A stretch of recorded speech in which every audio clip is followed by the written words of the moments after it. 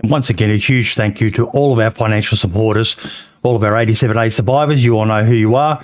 King Alobar, Raymond Normoil, Melbourne's Adventures, Petty Weddy, The Greedy Peasant, DayZ Hub, Offset Syntax, and Gone Postal. Thank you all so much.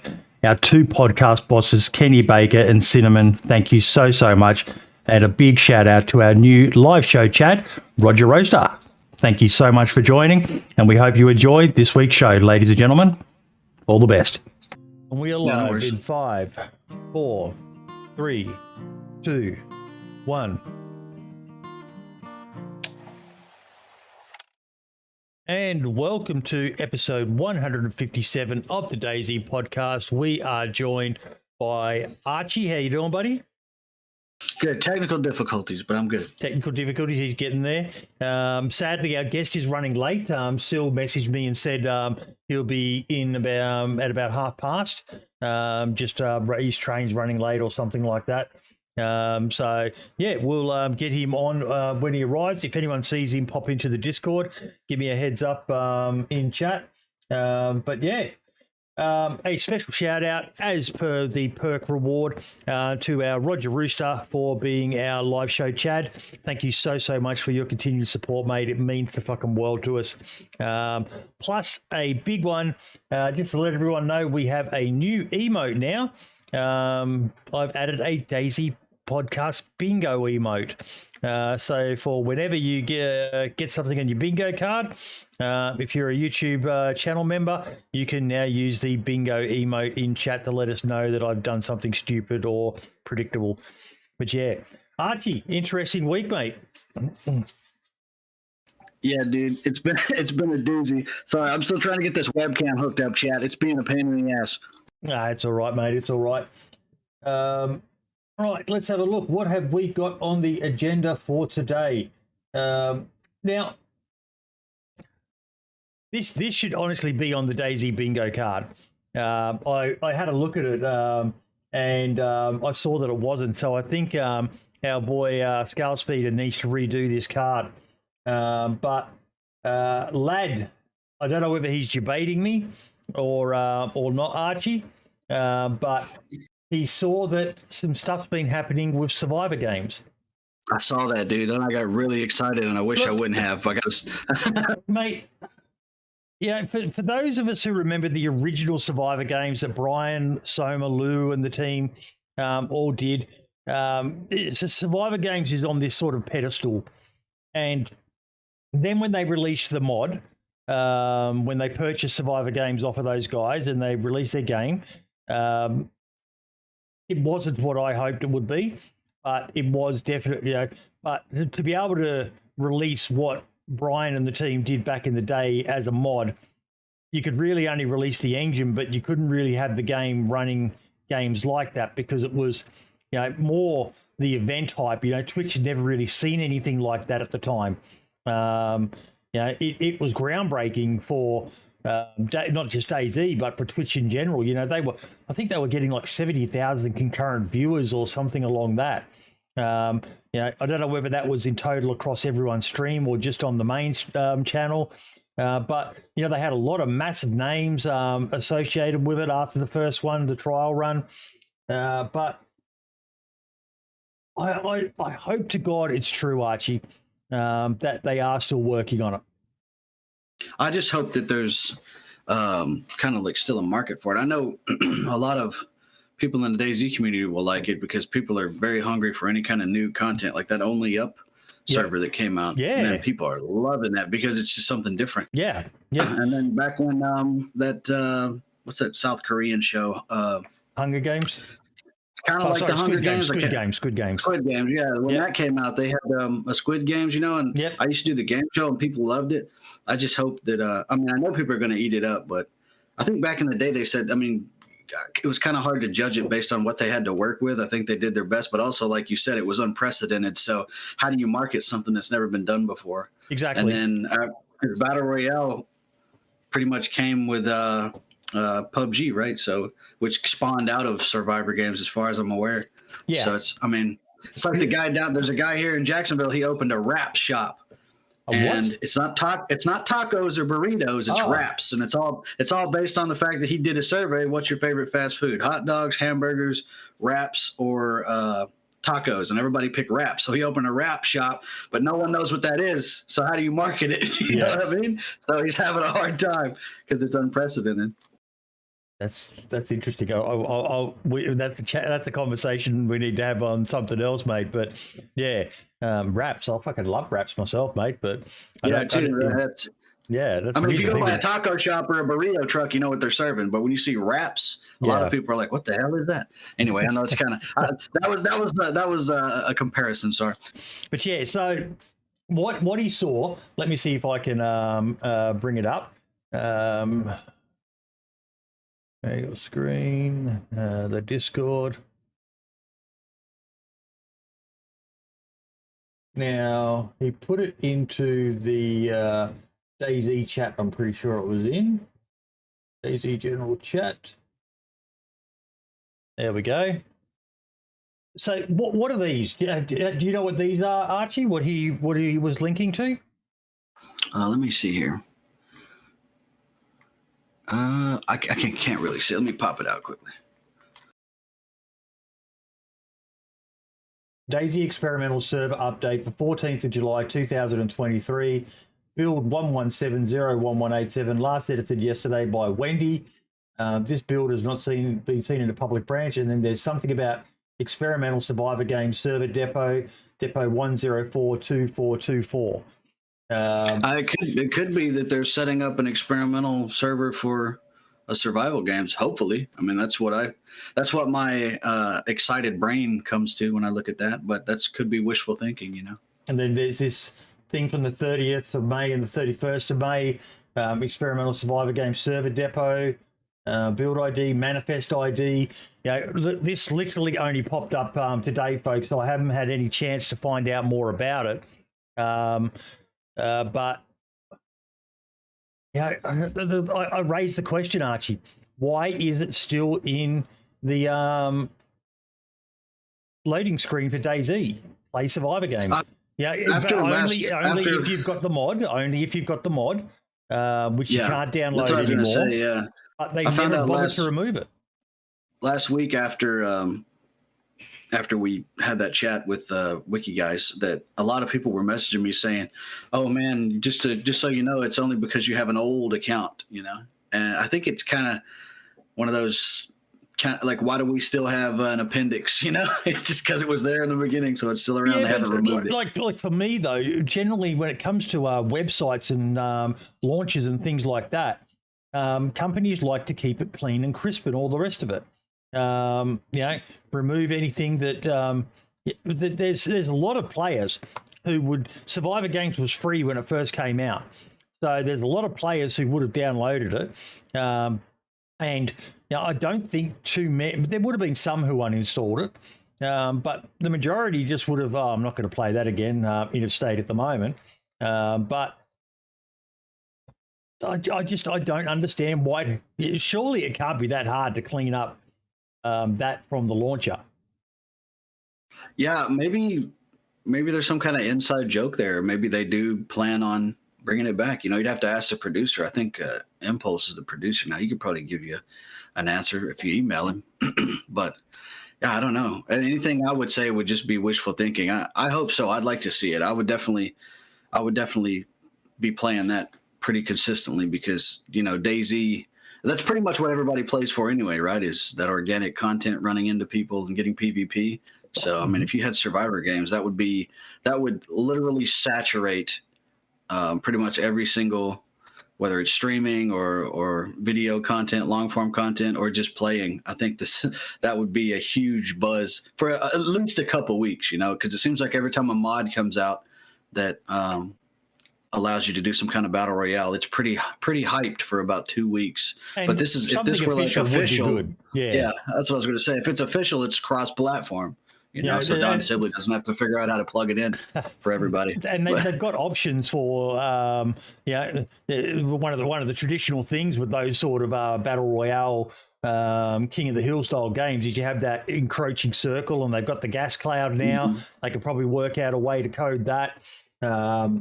You know, even if it wasn't a standalone game per se, but more just a tool that people could use to run their own Survivor Games events, under their branding sort of thing.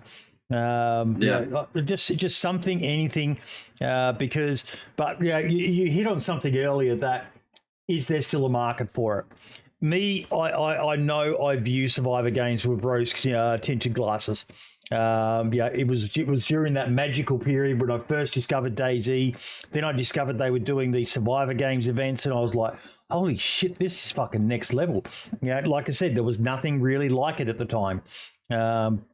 And it holds a magical mystique in my eyes, but I'm the same way, man. That's kind of like Operation Flashpoint for me. It's like It's like a liminal space that we went through in our younger days when gaming was fresh and exciting, and we finally saw something that gave us all this free choice, and it was overwhelming almost. This game spoiled the hell out of me, man. I can barely play any other game. If it's on rails in the slightest, I can't play it because of DayZ. So but excuse me. Yeah, it's I definitely understand, man. It reminds me of like the feeling I used to get when I was a kid walking in the arcade with a roll of quarters, But no, my fingers are crossed. I hope we can find out more about it during the week, and whether some people can provide some insight into what those screenshots that Lad shared in the Discord. I shared them on Twitter as well, if anyone's interested, and we can maybe find out some more. Because again, I know we've talked about this in the past, but they're teasing us. They're definitely fucking teasing us. I know the last time someone said it was just a maintenance update or something like that, but this doesn't look to be the same. This looks to be something a bit more unusual for what I've gotten hyped about in the past. So fingers crossed, folks, fingers crossed. Even if it's not your cup of tea, it helped make DayZ what it was. The fact that they chose to do it in DayZ as well was always surprising to me when we had armor. I got my cat running around in here. I didn't realize he was still in here when I shut the door. And it's definitely going to be a breath of fresh air, man. It'll be something new and exciting that's official. So, I'm excited to see what they can do. Absolutely. Something else, I wanted to do a quick update of and thank people as well. Since last week, and I shared this GoFundMe with everyone. We've now hit $965 of the $3,500 target.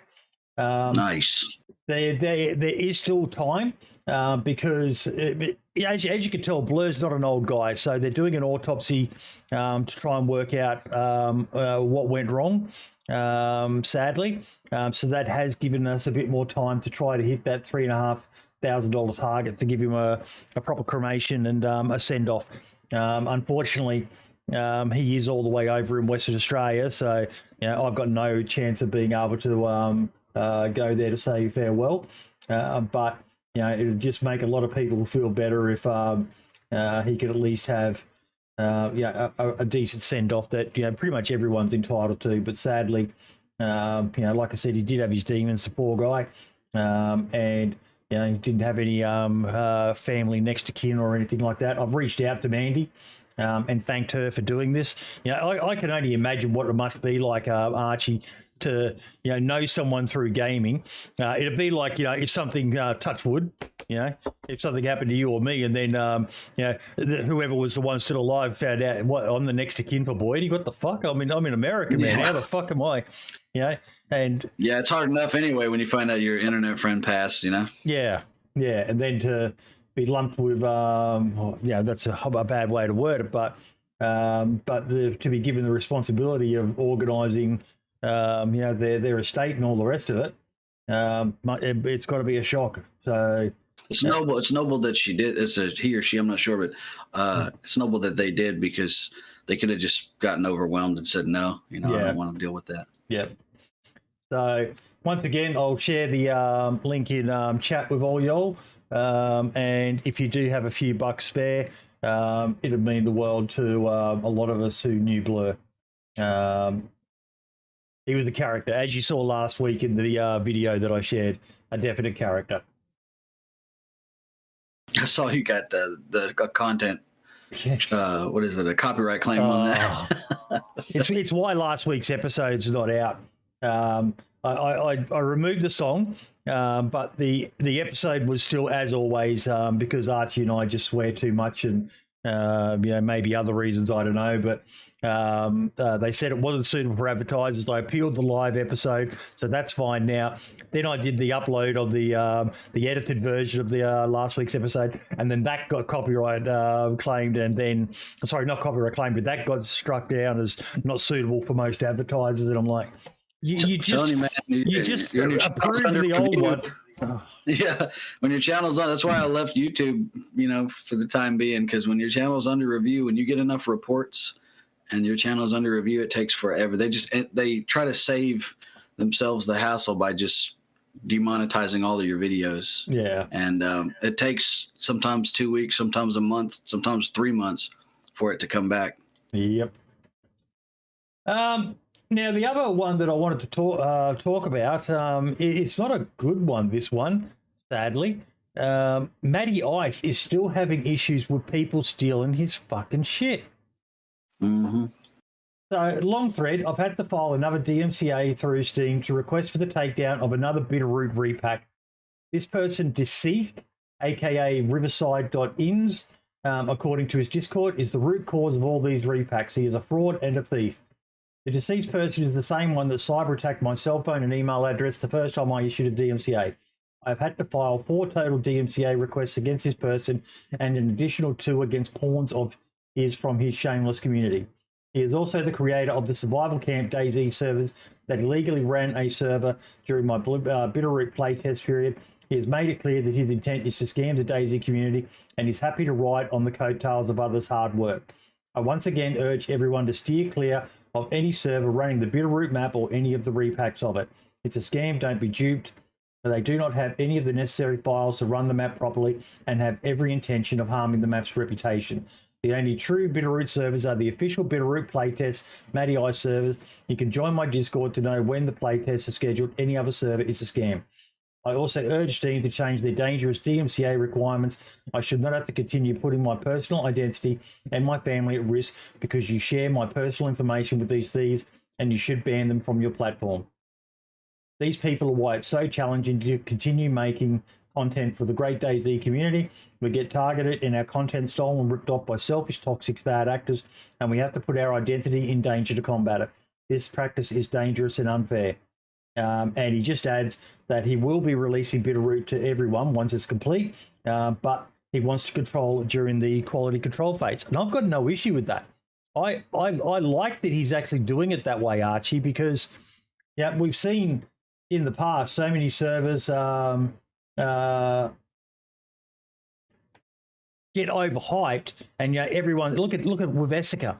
And that was only 25% complete, and everyone got super hyped about it, and now it's kind of not hyped anymore, because the zero server jungle Essica really kind of is the only reason it's still even in mention. I feel the same way about Melkart. I love that map, but it's just there's no hype around it. I'll say 2 things. One, Matt, you could have just gotten verified and you wouldn't have had to send 17 different messages. You could have put it all in one. Just saying. And 2, it is kind of dumb. Then he'd be a shill giving Elon money, mate. Yeah. Support your local zealot billionaire. The process of reporting a DMCA is very intrusive because you have to put all your personal info on there, and then it just opens you up to the trolls. And then he was cyber attacked and DDoSed and doxed and all this stuff as these cats, dude, out of a repercussion for standing up for himself and his IP, his intellectual property. I think that whole process should be. I don't know how Steam could make it, could change it, alter it. Sorry, I got a stream sniper. But they got to figure something out, man, because it just opens you up to victimization by people who are obviously already shitheads. YouTube does the same. YouTube it's the same with YouTube. If you don't set yourself up an official company name, you have to divulge your personal details, when you're combating a copyright, as I found out. I spent quite a few $100 I remember that. setting up a corporate ABN and all that. Oh, sorry, I already had an ABN, but setting up a proper business name, paying for a business address, so it was a legal address I could use, so I didn't have to divulge my own personal address. And but for a lot of modders, they're doing this as a hobby. They're not making fucking YouTube or streamer money. That's bullshit excess costs. And excess time and labor, and all because you're trying to do something for the community, and then somebody wants to snatch your IP. I mean, people can think, "Oh, why do they care? Is it if somebody repacks their stuff?" Well, first of all, like Lad, I used to think that way too, and Lad explained it to me. He was able to articulate it in the best terms. First of all, when you repack someone's mod, you don't have all the future updates in it, right? And if something goes wrong with that mod or it breaks, everybody gets pissed at the modder, not the guy who repacked it on without permission. Yep. So then you have, like, for example, every single time, I open DayZ, I have to the workshop installs, and it's like 250 gigs. And I would honestly say 150 gigs of that is just repacked shit. It's the same mod I've downloaded 50 times. Because I've gotten to the point now after talking to DOJ and Lad that I'm anti-repack 100%. And I used to not be. I used to, think, well, it's just people trying to get clout. They want all the, praise, but it's not that at all. It's just the fact that it's a pain in the ass ultimately for the modders and for everyone who downloads mods. So it's frustrating, and I can only imagine what it's like for these people who, in most cases, they're not making big money. There's very few systems that are set up like what Nightwolf has, what Rearmed has with their modding team and all the rest of it, where there's considerable money coming in to support it as a business enterprise.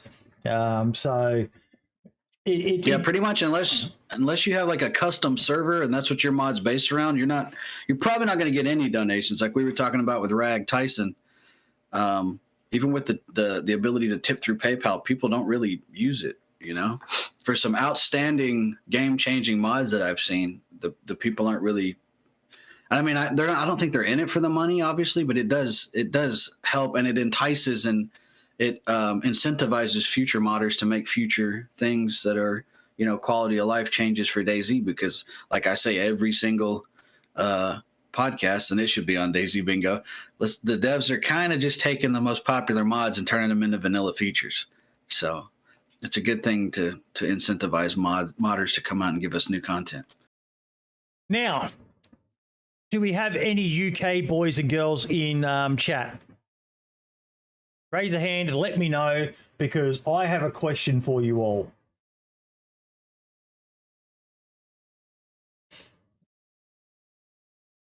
This camera does look like a prison webcam. All the jokes are making in chat. Dude, it's so sharpened. It's like 700% sharpened. It looks like I have zits all over me. Anyway, that's kind of crazy.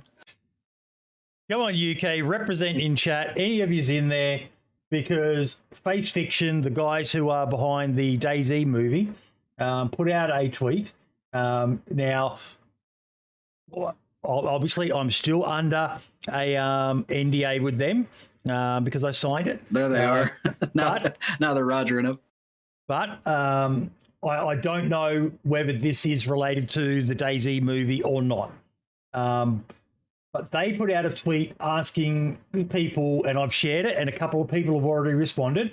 They're looking for a derelict or abandoned building, a church, school, gym, etc., preferably in the Midlands or Warwickshire, England.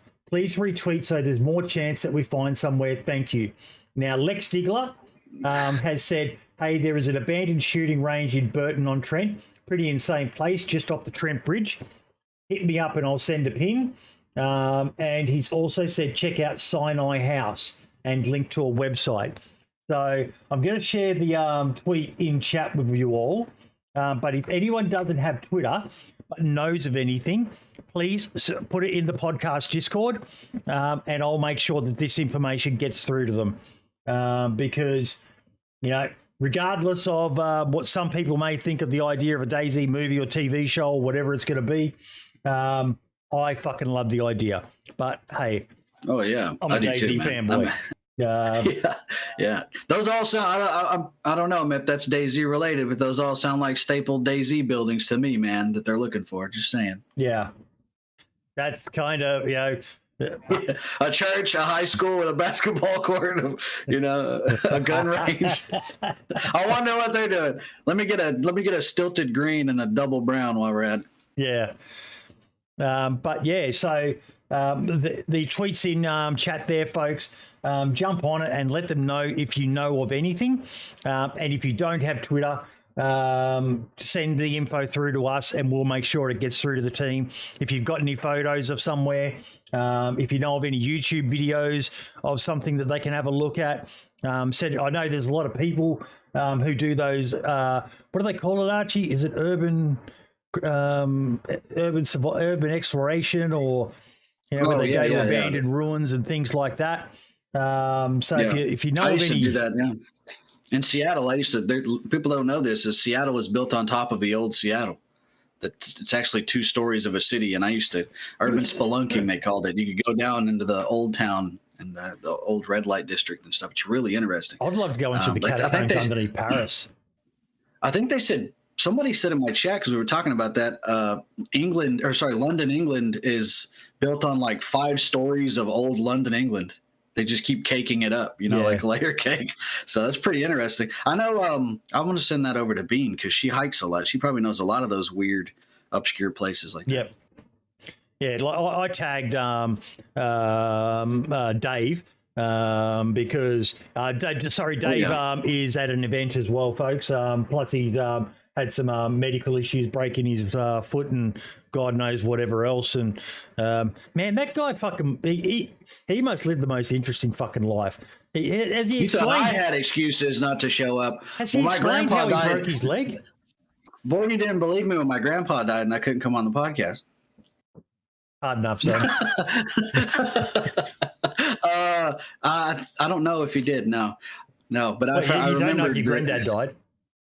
No, I need to go check. No, I don't know if he came off with how he broke his foot. But I don't know if I want to know, man. Because that guy, I think honestly he lives a pretty crazy life, and then he just blesses us with his appearance every Saturday. Yep. Yeah. And there you go, ladies and gentlemen. I had a tweet on my own personal profile talking about comedy and how anything is fair go. Archie and I just had an exchange then that most people would have gone, oh my God, he's making fun of Archie over his granddad dying. But Archie knew where I was coming from. It's a terrible thing, and I fucking feel for him. But I think it's just the military, bro. Honestly, I think it's like that's the reason. Like a lot of people are funny because we compensate for sadness and depression with dark humor. If my friend walks up. Yeah, if my friend walks up and they say, I say, oh man, they say, what's wrong? I say, oh, my dog died. They're gonna, what happened? Did you forget it, in the car, or did you, something even 10 times worse? The darker, the better, right? It'll make you laugh. Yeah. A lot of people don't do that. They would just want you to hug them and kiss their forehead, which whatever, people deal with grief differently. But to your point, that's mine. By the way, before we continue, Rez Tyson, dude, I see you in chat. I've been trying to get a hold of you. You won the giveaway like 2 weeks ago. Hit me up in Discord, bro, because I accidentally sent the code to Rag Tyson, but he had the integrity to tell me that it was the wrong person. You guys' names are almost fucking identical, dude. So hit me up, man. He was like, I did not win this. What is this? I did not win this. But does that count about as me talking about the army, that conversation then? I think I brought up the military, but it's definitely where the humor comes from. Because when you're in the service, it's like when you work in a blue-collar job. As soon as people figure out something bothers you, they're going to twist that cork, man. Yeah, I was just meaning for DayZ Bingo, mate. Does that count as a bingo? I don't know. It's like I was saying, I brought it up, so I don't know. You know what? No, that doesn't qualify. No way. Sorry, guys. You don't get to mark that one off this week. Well, there's no DayZ Bingo for me, so maybe I'm not. There's things that I repeat redundantly ad nauseum too. So I do think we need to rework the podcast bingo card to make it more inclusive. We're all about being inclusive these days in society. So yeah, you could probably add woke politics. We always seem to bring that up somehow in each week, but yeah. Hard to get away from it, man. I'm excited that maybe some stuff's happening. I keep in contact with the Face Fiction team, but I'm not pushing them. They'll let they know that they can let us know when they've got an update of anything they want to share. So I saw that. I follow them on Facebook. Make sure you do as well. And this man said Facebook. We all still have one. Don't pretend like y'all don't. Yeah, I don't That's good that you do, though. Once again, Bodie using the platform for the rest of us. None of us are keeping up with that. We're all at least semi-excited about a DayZ feature film or series. And without Bodie going in there and keeping contact with those guys, we would have no idea that they're looking for sets, locations for sets to shoot. Thank you. That's what I do, mate. My secret power is I'm a fucking no-life loser who is addicted to social media and won't shut up. I'm getting there. Now, you mentioned it earlier, but the Only Up servers seem to be going pretty fucking... Yeah. That's my server shout-out for this week, by the way. And this is the console version of it as well. Which, again, this sort of shit makes me happy, Archie. When you have the likes of Cabello teaming up and allowing Don Sibley to do his magic so that this gets shared across the... Bro, that's making me uncomfortable watching it, dude. I'm sorry. Yeah. I can live in a submarine for 6 months, but... below sea level. No, yeah, you're right. Anything for the community. I love seeing people team up. Dude, Don Sibley, I know I've been saying it for years, even on the podcast. He is so freaking underappreciated. I'm trying not to curse as much. Get this man a community award, DayZ. He's literally porting over all of the things that console players have been begging for, and he's just doing it. What's he doing it for? He's not getting anything. He's not making any money. He's something I've talked about in the past that I've always felt there should be a DayZ ambassador program, and I know Scotty has his reasons for not doing it, even though Armour has it and Vigor has it, but he's him, Asmondian, Wobo. They're the sort of people that I think are I don't think many content creators should be on the list. But there's a few who would meet my criteria for what a true ambassador of this game is. And Don's one of them. Don's one of those non-problematic. That's the P word, right? He's non-problematic. He's funny. He's funny. Did you see his COVID videos? His TikTok videos, even though they hit close to home, okay? When I see things and I think, oh my God, this person's a fucking idiot. And then I get on TikTok and Don makes a video with 5 million views, just like roasting these people.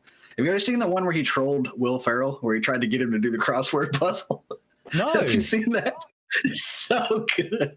Will Ferrell's like walking through this, I guess, like red carpet thing, and Don Sibley's like, Will, look, before I've let a red for something, and he hands him the crossword puzzle, and Will Ferrell walks off, and then he comes back and he's like, I can't do it. And it's hilarious, man. I'll try to find a link for that, dude. I love Don, man. I've been shouting him out, singing his praises for so long, man.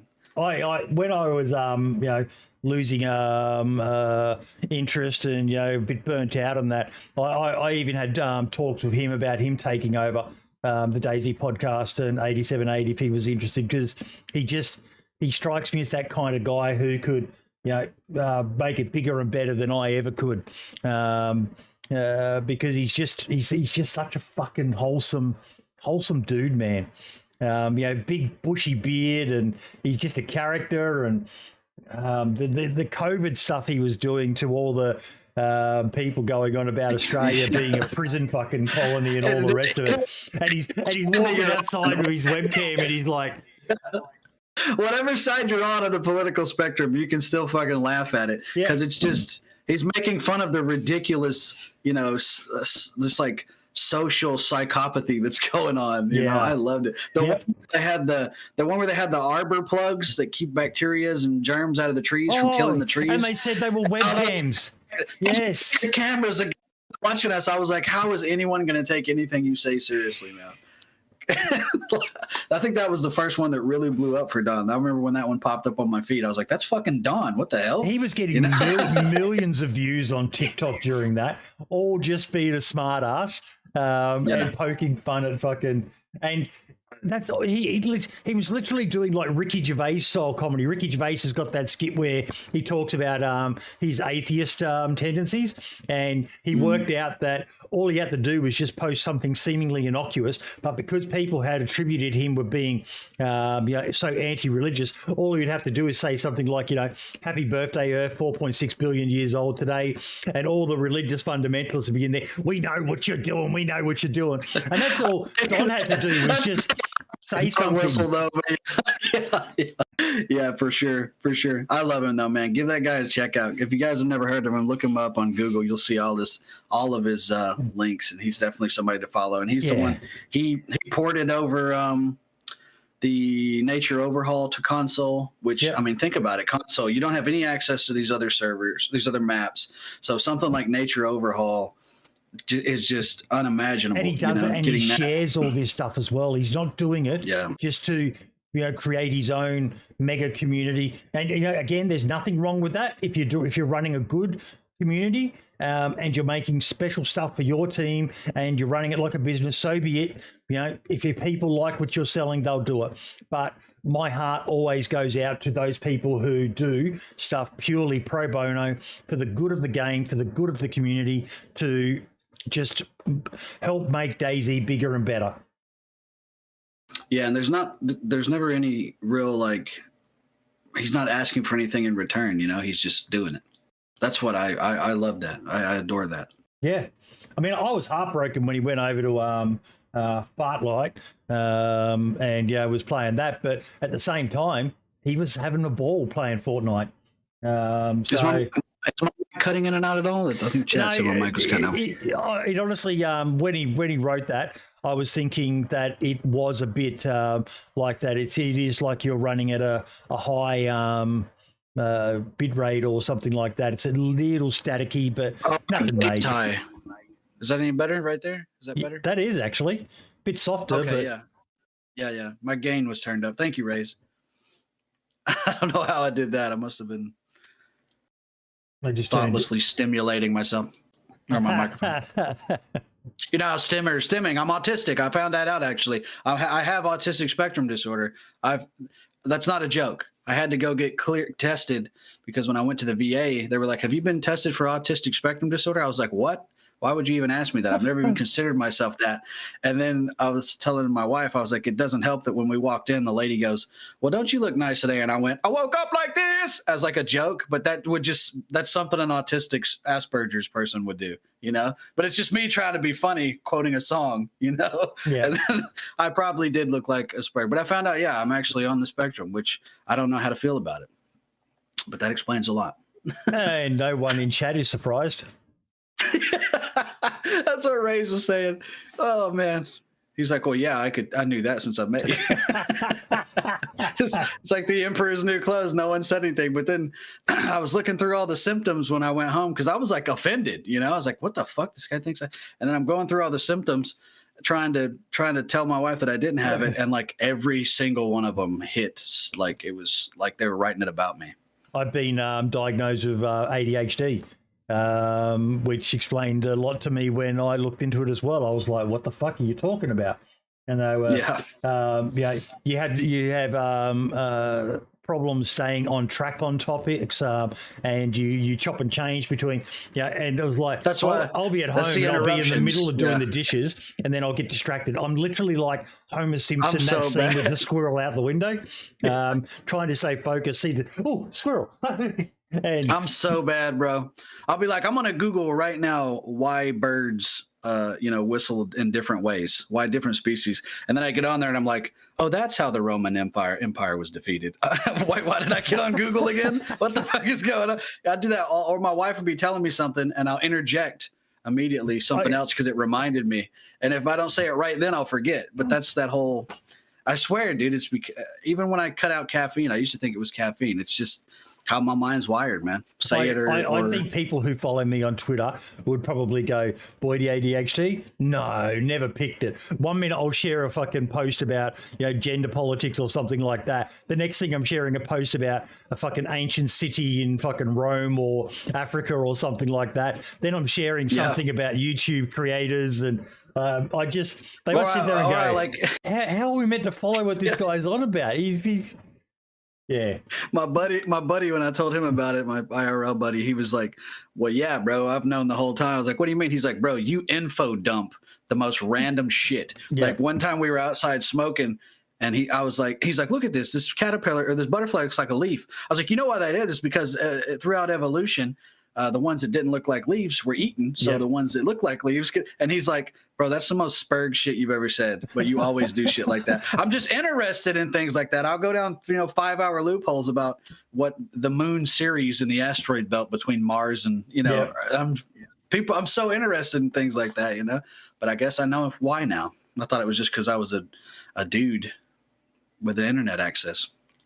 The internet is the worst thing for people like us, mate. It's just man, so and then people never care about the cool stuff we find out. Yeah, I'm so excited about finding out. Dinosaurs didn't roar; they squeaked like birds and seagulls and stuff. Yeah, and people are just like, who fucking cares?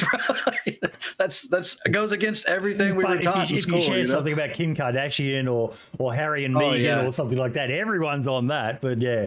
Dog brain. Yeah. Look, a squirrel, like you said. New Fryer, are you talking about me from one? Yeah, I thought you had it. So everyone just assumed I was autistic this whole time and didn't tell me.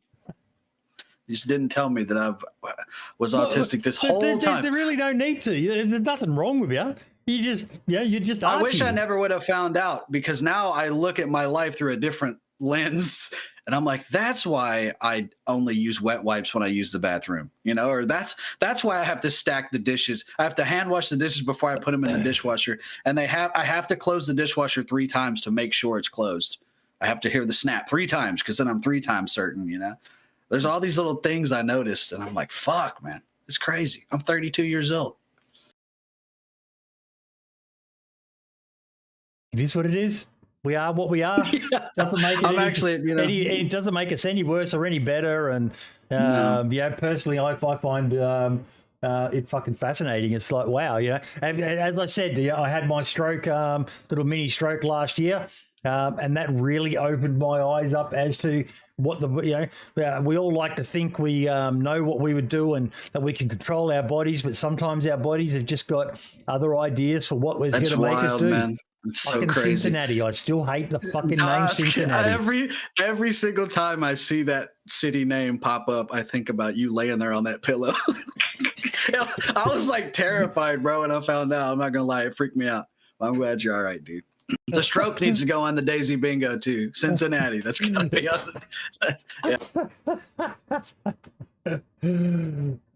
There's still no sign of Syl, sadly. I'll check my Twitter.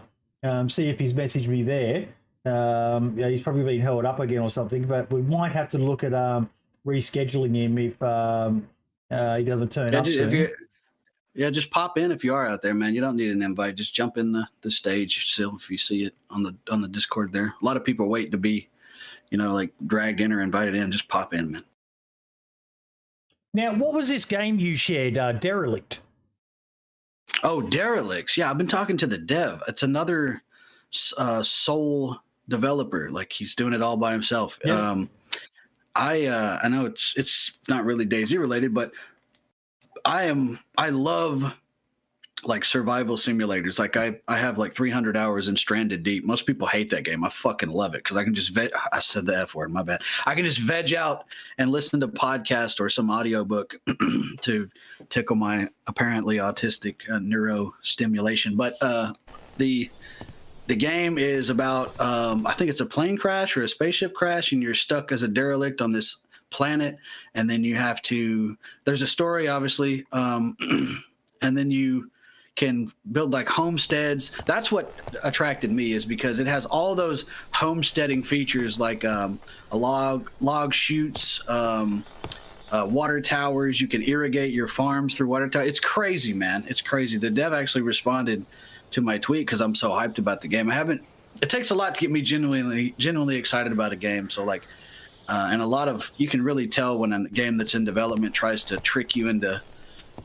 with staged content and such. But I don't see that with this game. There's another one. Go to the one, it's on their YouTube channel, and it shows like the farming, the crafting in your homestead. I call it homesteading. I don't know what they're calling it. But it's actually, I shared, it's in the comments of the tweet I shared. If you are on the Twitter, go scroll down a little bit. Oh, there we go. It's probably posted there in media, actually. In the media tab there. There it is right there. Check that out, man. I know it's just dragging and clipping, but just one guy is coding all of that. If you go to that, like that right there, that's a high school. Look at those floating. It's so hard to get buoyancy right on games. And he's got, I'm not watching your stream. I'm sorry. I'm behind. I'm watching the fucking YouTube side. Probably all. Yeah. Scroll down to the where is it? Where it's actually, or maybe go to their profile and show it. It was on their profile when you were looking. When they're dragging the like irrigate the aquifers, to the water tower. I was just blown away. I love that kind of stuff, man. I love it. And there's not really any good survival games out there besides DayZ, and Rust isn't even a survival game anymore. And every time you kind of get jebaited with survival games, like that buoyancy right there that you're looking at, that's so hard to get right. Yeah. Because one of the game projects I'm working on, that's what it's about, is sunken ships and salvage recovery and stuff. That just looks outstanding to me. And then you can grab those tarps right there and craft stuff with them and such. But I think SOS, Dumpgra, and Red Falcon are talking to the guy too. Maybe look out for the dev being on their podcast as well. But yeah, even the animations look great. And he's doing this all by himself, It's pretty cool. There's one where it shows, what I wanted everybody to see, I guess, since we brought it up, was where he's farming. He's setting up his homestead and stuff. I saw it a second ago in the media. Like that right there. Those look like little wind turbines and stuff. The boat. I love it, man. I'm so hyped about this. Oh, look at that water trail there. Yeah, it's awesome, man. Like, and I mean, that looks like Aqua Light. Maybe they're using Unity to make this. That's what I'm in school. I'm in school for game design, and I'm using that. But yeah, I love it, man. I am infatuated with this. This isn't DayZ, by the way, for anyone just popping in. This game called Derelicts that I've been following, and Boyd brought it up. But yeah, if you guys like DayZ, it's got a lot of the kind of survival style features that we all kind of want to see. Those of us that play the game, for the survival mechanics. It's kind of the things that I would like to see with DayZ base building. If they would go away from base building and stop, we could stop using that terminology and use like homesteading, because there's so many cool mods out there where you can catch chickens or catch pigs and then you can farm them, with live, do like livestock mods. And then there's, you can get feathers from chickens, eggs from chickens, stuff like that. Those mods exist. I just, I wish there was that, because like we said last week with Wiki guys were here, there's all these different subcultures within the DayZ culture of different people with different play styles, and all these communities develop around those play styles. I throw shade at PvEers a lot, but a lot of people play this game just to kind of disconnect from reality, and this is their solace. And then they want to go PvE and not worry about getting KOS'd at their gate while they're unlocking their combination lock. They just want to relax. Those kind of cats need more stuff in the game as well, just like the military GI Joe bros that want to dress up their guy like a doll. Those military sim guys, I had something pop into my head then with that game, and seeing the bow on that. I finally got to use the crossbow in DayZ, and I love it. I fucking love the fucking crossbow, man. Yeah, every time I see one, great to have. The synthetic arrows have been difficult to find for me, but I never even. It's at the point now where when I find them, it's just like, oh, nice, because I do so well with the improvised bolts. I do have a question, and I'm going to push my computer to the extreme here, folks. I'm going to fire up DayZ because I've got a crossbow on me at the moment, and I want to show and find out whether this is a bug to do with the server I'm playing on, because it's a modded server, or whether this is something to do with the crossbows themselves. But I did notice a weird bug with them. Well, more with the bolts, to be precise. So let me just get the game fired up. I think it, people, I know I've said this before, but people are just not hyped enough for the crossbows. Everybody's been begging for bows back. And then we get crossbows, and it has similar mechanics as a bow would, which to me is like foreshadowing for bows to make their, re-implementation. And it seems like no one cares. It's kind of overshadowed by the DayZ 2 hype.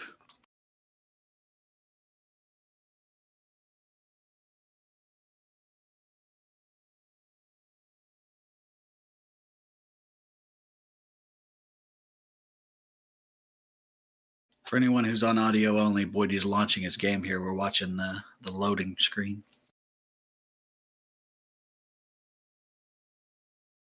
We got to get some royalty-free music in the background or something. No, I've got that like, did this turn up? I've got that Epidemic Sound subscription, mate. We can use some of their cool tunes. Check them out if you are looking for good music. It's worth the money if you make a lot of YouTube videos. I pay for it just for that one song, the closing song that we use for the podcast. But yeah, it doesn't bother me because I just love that song. And when I first heard it, it just, the first game I thought of was DayZ.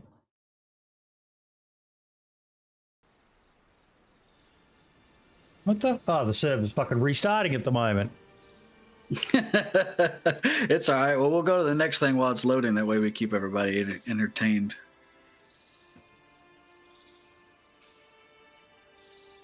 Look at Boydie. Man, your computer's struggling, bro. You gotta get some memory in that thing. Your head's snapping around. It looked like that scene in Jacob's Ladder where he's having the PTSD. Is this just that? Oh my God, I'm loving this. I got 32 gigabytes of RAM. Oh man, what the hell? Why is it struggling so hard? I mean, I am streaming and I'm playing a game and. Oh man. Whew, sorry, dude. My eyes are literally watering. That was so funny. I'm not laughing at your computer. I'm just laughing at the way you looked when your head was snapping around. Oh my God. Sorry. I've got a 2080 Ti. I think I'm not. I don't get into all that. I buy shit. What's your processor? And then I forget. Oh God. Oh man, you got. Oh, you got God. that. He's render glitching, guys. All right, let's see this crossbow. Oh man, I think your CPU might be a little overwhelmed.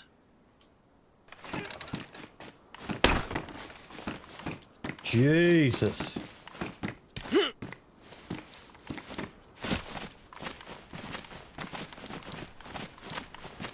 That looks cool.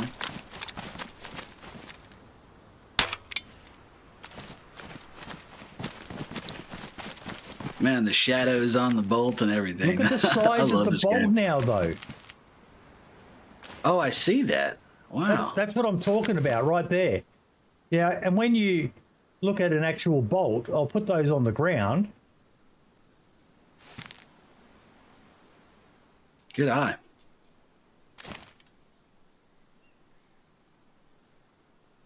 No, I can't even see them. Yeah, no, I think so that. Look at that, and then compare that to that. You know what I think it is? I think it's because they scaled up the crossbow to be actual size, because it used to be the legacy crossbow was like half that size, and then they probably didn't realize that the projectile was still scaled up, but that standalone bolt asset wasn't. They fit it to scale, but they didn't fit the projectile to scale. Could be. I mean, because that's the size of like the old arrows used to shoot from the bows into the trees. It's pretty. I mean, it's literally to scale with the crossbow, which is kind of weird. That's could be what it is, but yeah, I would definitely send that to the feedback tracker. Okay, I will, but I just wanted to make sure that wasn't because I'm playing a modded map and, or anything like that. But I will send that through, because that kind of, what the hell, that's huge. Buddha, thank you so much for the resub there, buddy. I think that is 5 months now. Congratulations. But yeah, so that actually surprised me when I saw it. It was like, wow, that's strange that they do that. Is that because I'm on a modded server, or I never see the synthetic arrows at all, so I don't ever get to use them. Bolts, rather, synthetic bolts. I think you know what, that could be a leak. Maybe there's synthetic arrows and bows are coming in the next patch, and that's what you're looking at, is a projectile synthetic arrow for the bows. Or maybe they're interchangeable with the bow and crossbow. Think of that. That's how I would do it if I was a dev. Could be.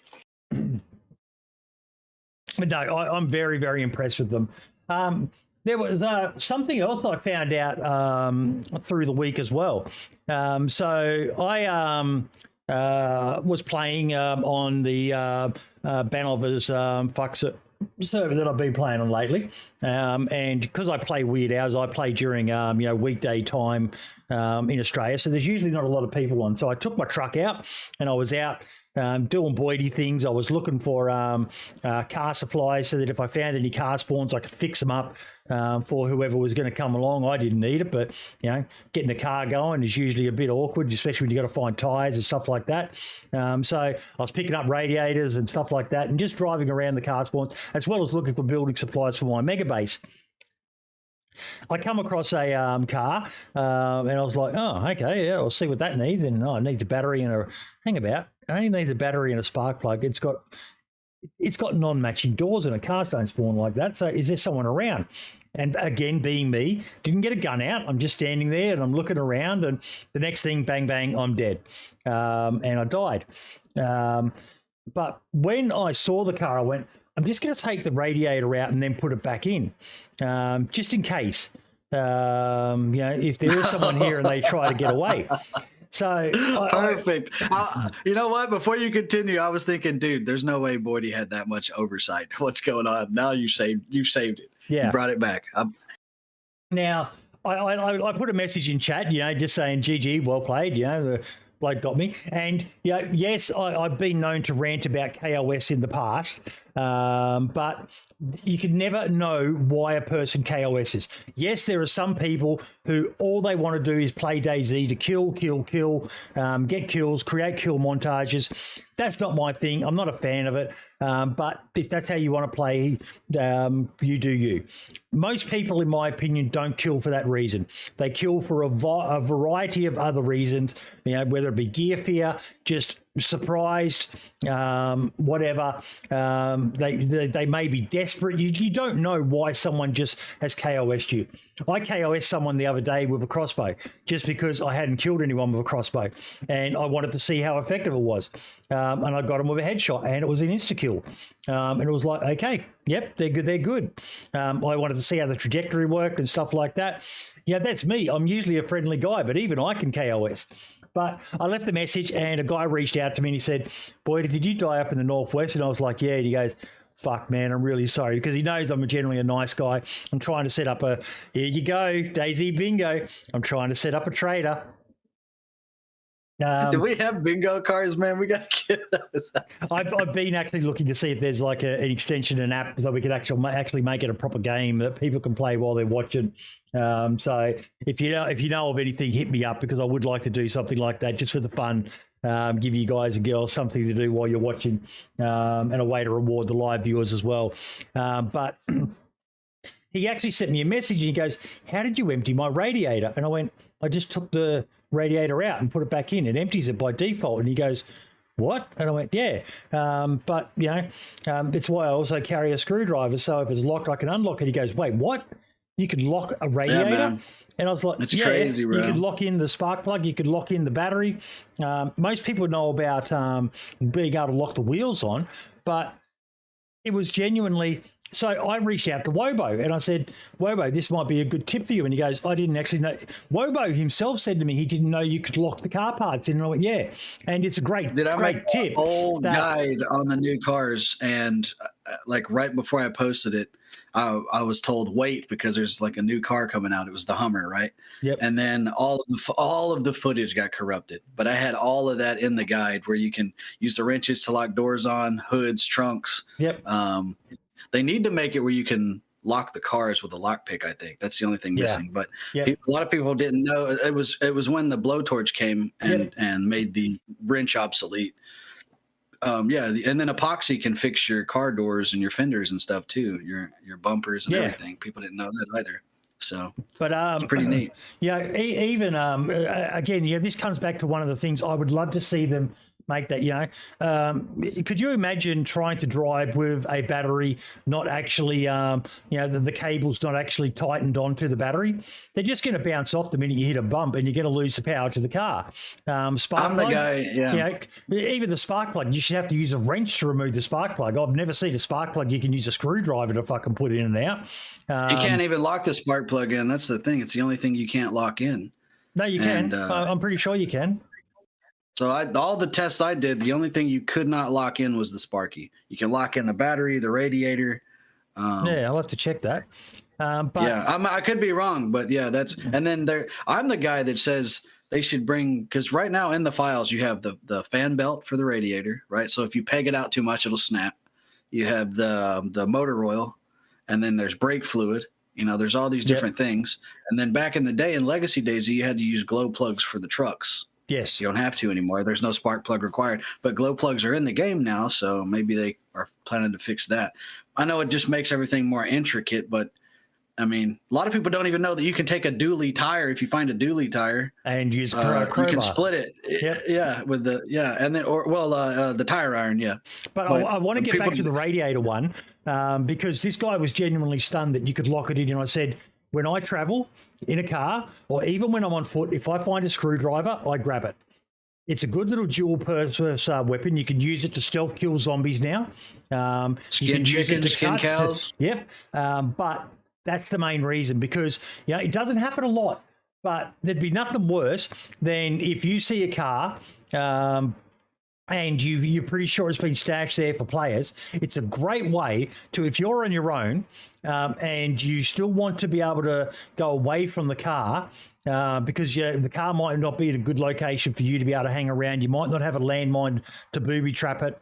But all you've got to do is remove that radiator, put it back in, and unless they're one of the clever people, and even then you can access the boot. Again, this would be a good one, Archie, that you should be able to lock the boot with a lockpick as well, so that you can provide a little bit of extra security.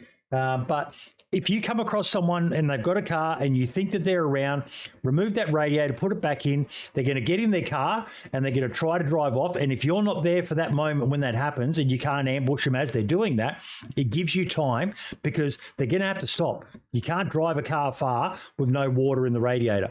And unless they've got fucking I think it's about 5 or 6 cooking pots of water to fill a radiator, or a jerry full of water, they're not getting out of there in a hurry. So it gives you time. If you've got mates coming, remember that trick, folks.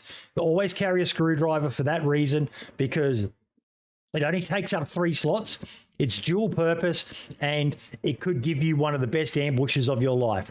One simple little trick, and it totally immobilizes the car without them being able to tell anything's happened until they get in. Who gets in and checks the fucking gauge on their bloody radiator to see if it's full of water? No one.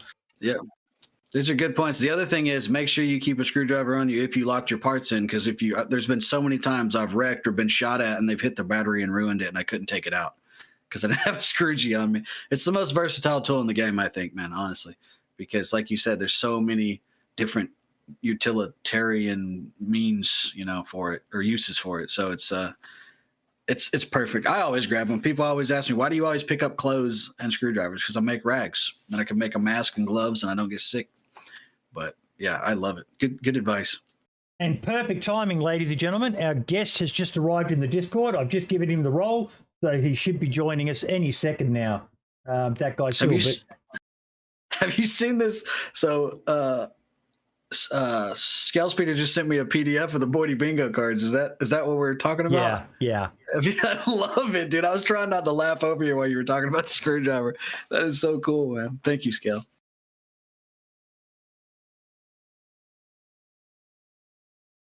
There we go. The man of the hour, Mr. Syl. How you doing, buddy? He's muted. You're muted. Yeah, you. Hang about. I'll unmute you. Oh, no, there he is. He's good. There he is. What a handsome guy. You didn't know you were going to get harassed when you came on here. He's still got the OG fucking creator hat as well there with the red brim on it. It's an honor, gentlemen. Thank you so much. It's an honor to have you on here, mate. I've been a big fan of yours for ages. Yeah, you're in that little circle of creators that I love the vibe that you guys have.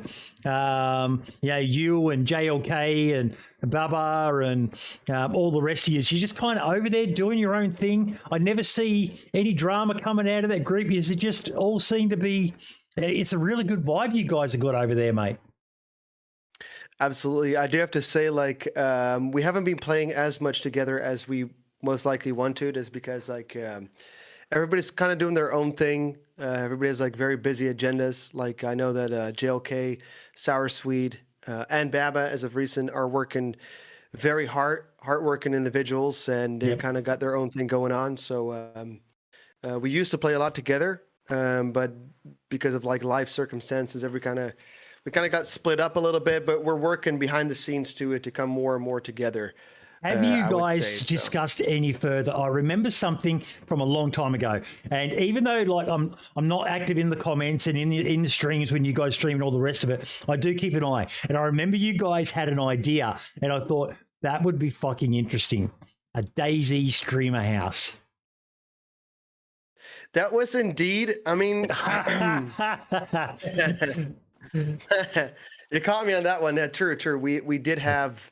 This idea, it started off in COVID, where it popped up and everybody's kind of taking off their channels and all that, and we had the idea of indeed maybe setting up a streamer house. But the thing is, life changes, we get girlfriends and all that, and girlfriends and streamer houses is something. It's a boy's dream. It's a teenage dream. I'd say it's not close to reality, but it's a fun idea. Yeah, well, see, I don't reckon you guys should can that, Archie. What I reckon would be something is maybe, here's a spitball idea, because I reckon you guys would be a great crew to be able to do it. Because, like I said, everything I've seen of the dynamic between you all is fucking amazing.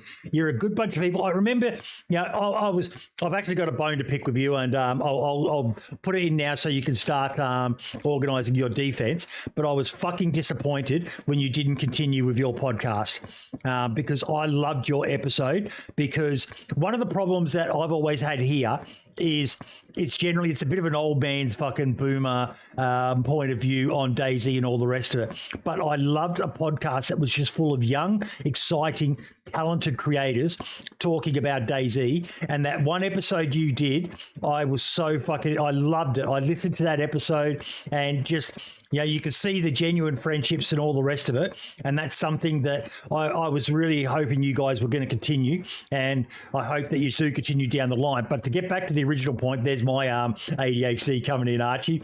I'm diverting off to different points all the time. But I would love to see, even if you guys said to your girlfriends, okay, I'm going away for 2 months for work. You've got a fucking Airbnb with decent internet connection, and you all just came together for 2 months, work some magic, do some fucking awesome collabs, and then go back to your normal lives afterwards. That would be something that I think even the community would be hyped over. A bunch of creators getting together.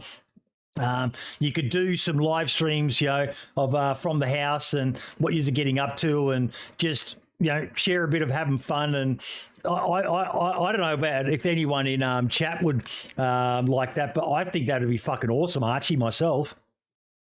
Sounds like FaZe Clan DayZ. I'll just say that reminds me a lot of living in the barracks when I was in the service. It sounds like a you know, the boys' clubhouse, the treehouse, you know, it gets old kind real of thing. quick, though, doesn't it? But then when you're trying to sleep at 3:00 in the morning and your roommate's drunk playing his music loud as hell, you decided you just weren't up for a night, and you're like, guys, and they all get on the piss or something like that, and then fucking 2 a.m. in the morning, they're bashing on your door going, right, you can't get out of here and fucking party with the rest of us. Let me get your phone charger, bro. I need your phone charger. Man, I got duty in the morning. No, that's what it reminds me of, man. I don't know. Plus, you know, a lot of time and effort goes into editing and stuff and getting content. You can even do it for a 2-week period still. I would love to see you guys do something like that. He's trying to get a Sam Hyde fish tank DayZ version going. Let's go. I mean, I love the enthusiasm. I like the idea. The thing is, like, coming back to your question, like the podcast, it was more of a sporadic thing. And the thing is, like, comparing myself to the boys, I made a different turn in my life where I decided to pursue like studies. Like, I'm doing a bachelor's of marketing right now. I'm about to finish it, a month and a half, and I'm done. And the thing is, like, it's been sort of like a blockade in my content creator pursuit.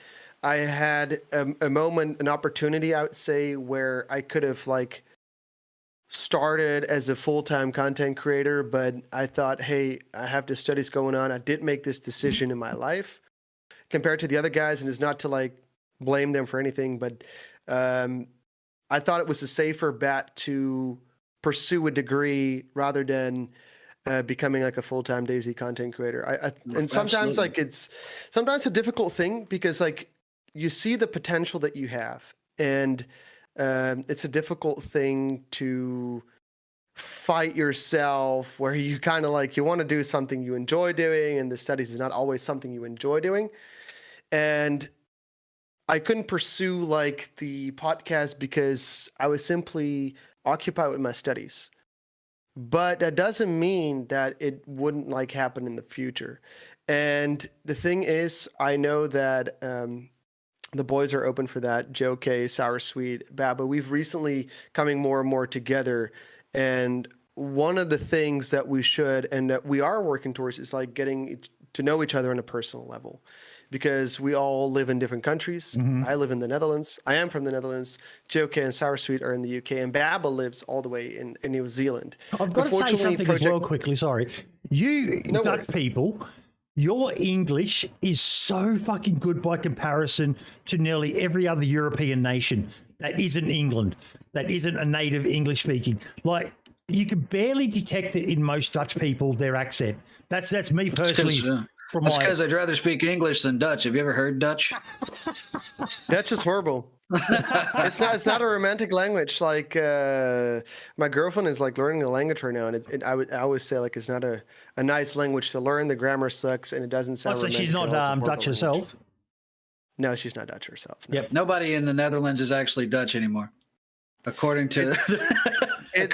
I mean, where I would say the beauty of my country is we're very multicultural, and because of that, somehow everything is going all right. We have all these diverse cultures from all over the world with different values, and we're getting very political here, even though I like politics, but it's very difficult to take a standpoint sometimes. But the thing is, the beauty of my country, in a way, I'd say, is that we all somehow get along very well. Mm-hmm. That's the same with Florida. Honestly, people paint Florida as this like hellhole, and it's literally it's so nice here, man. There's violence in certain areas, right? But that's due to like drugs and stuff. So if you just stay away from the drug scene, you're gonna be fine for the most part. I love it here. The food's great. The culture's great. We have all these. There's a nightclub scene for every kind of niche. You got your Latin stuff, your Eastern European stuff, everything.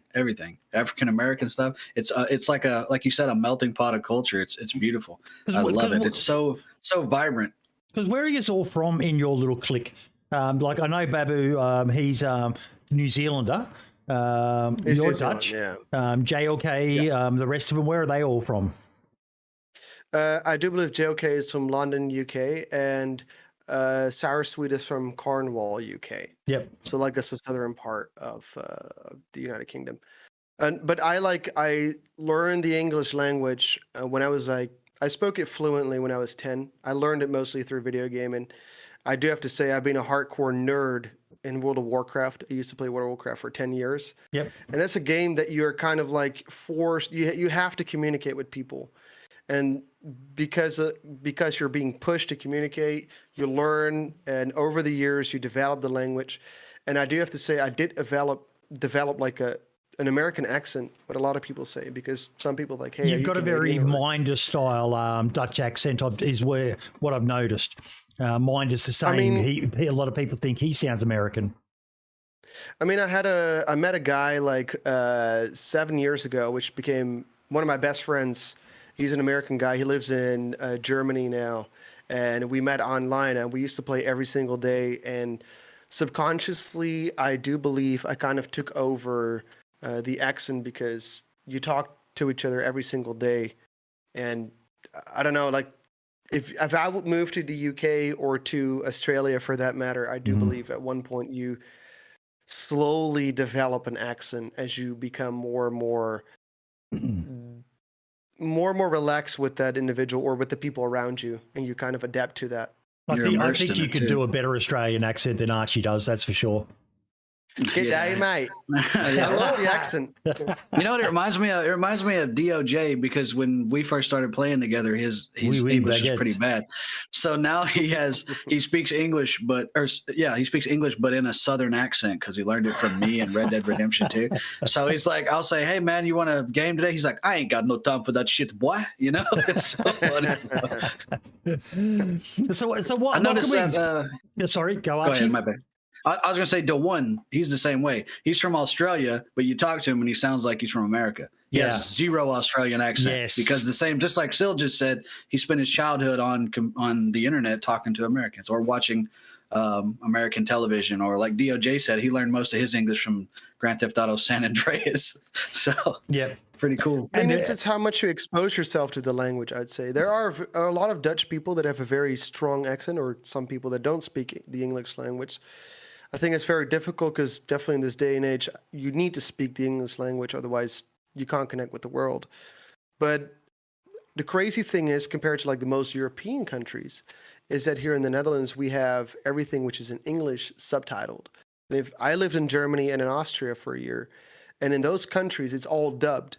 So they don't use subtitles. It's like all dubbed in German. So you would see like, I don't know, Joe Biden or whatever on TV. It's being dubbed by some German guy. Yet that's like, you don't learn the language that. They have to dub him over here in America too, though, bro. True. Little subtitles for the old man, yeah. Sorry, I had to, bro. No, it's true though. It's funny. It's funny. I know Syl drinks a lot of water. Look how good his skin is, dude. He's glowing. He's a handsome boy. He's a handsome lad. Are you and Foxy Fox Girl the same person? Take that. I do have to say it's the camera. There is an option. I recently added like the face cam. It's a different format that I'm gonna do. It's a risky thing. Yeah, that's cool. But I bought this camera for. Is getting coffee? Yeah, he'll go pee. He'll say, I got to get coffee. And then he'll go use the bathroom. No worries. Look at that little secret lab promo right here. You got to be like sponsored with that. This is sneaky, like shady sponsoring right here.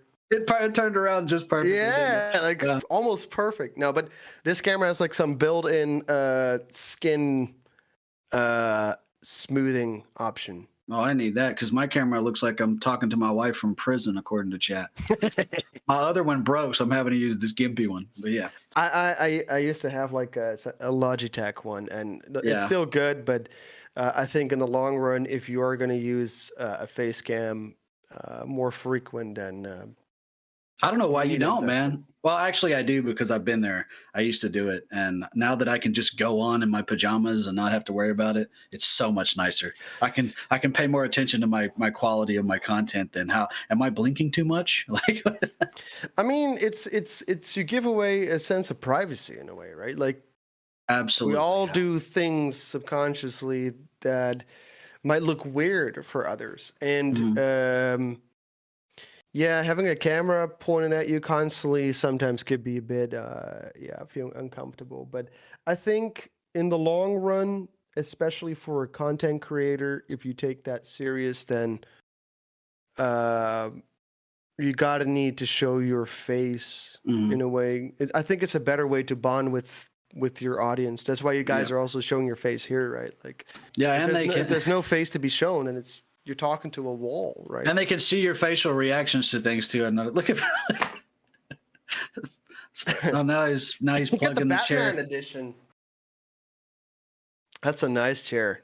It's totally not sponsored, but they are the best fucking chairs. We've had ours 3 years now, and the missus actually about a week or two ago said to me and my son, because being fucking gamer nerds, we almost live in our fucking chairs, and she was they're still in amazing condition. And I had a close look at it, and other than a little bit of dust and all the rest of it, if you can afford a Secret Lab chair, ladies and gentlemen, fucking get one. I'm a big fat bastard, and my chair, it doesn't creak. It doesn't fucking. It is just. They are worth every cent.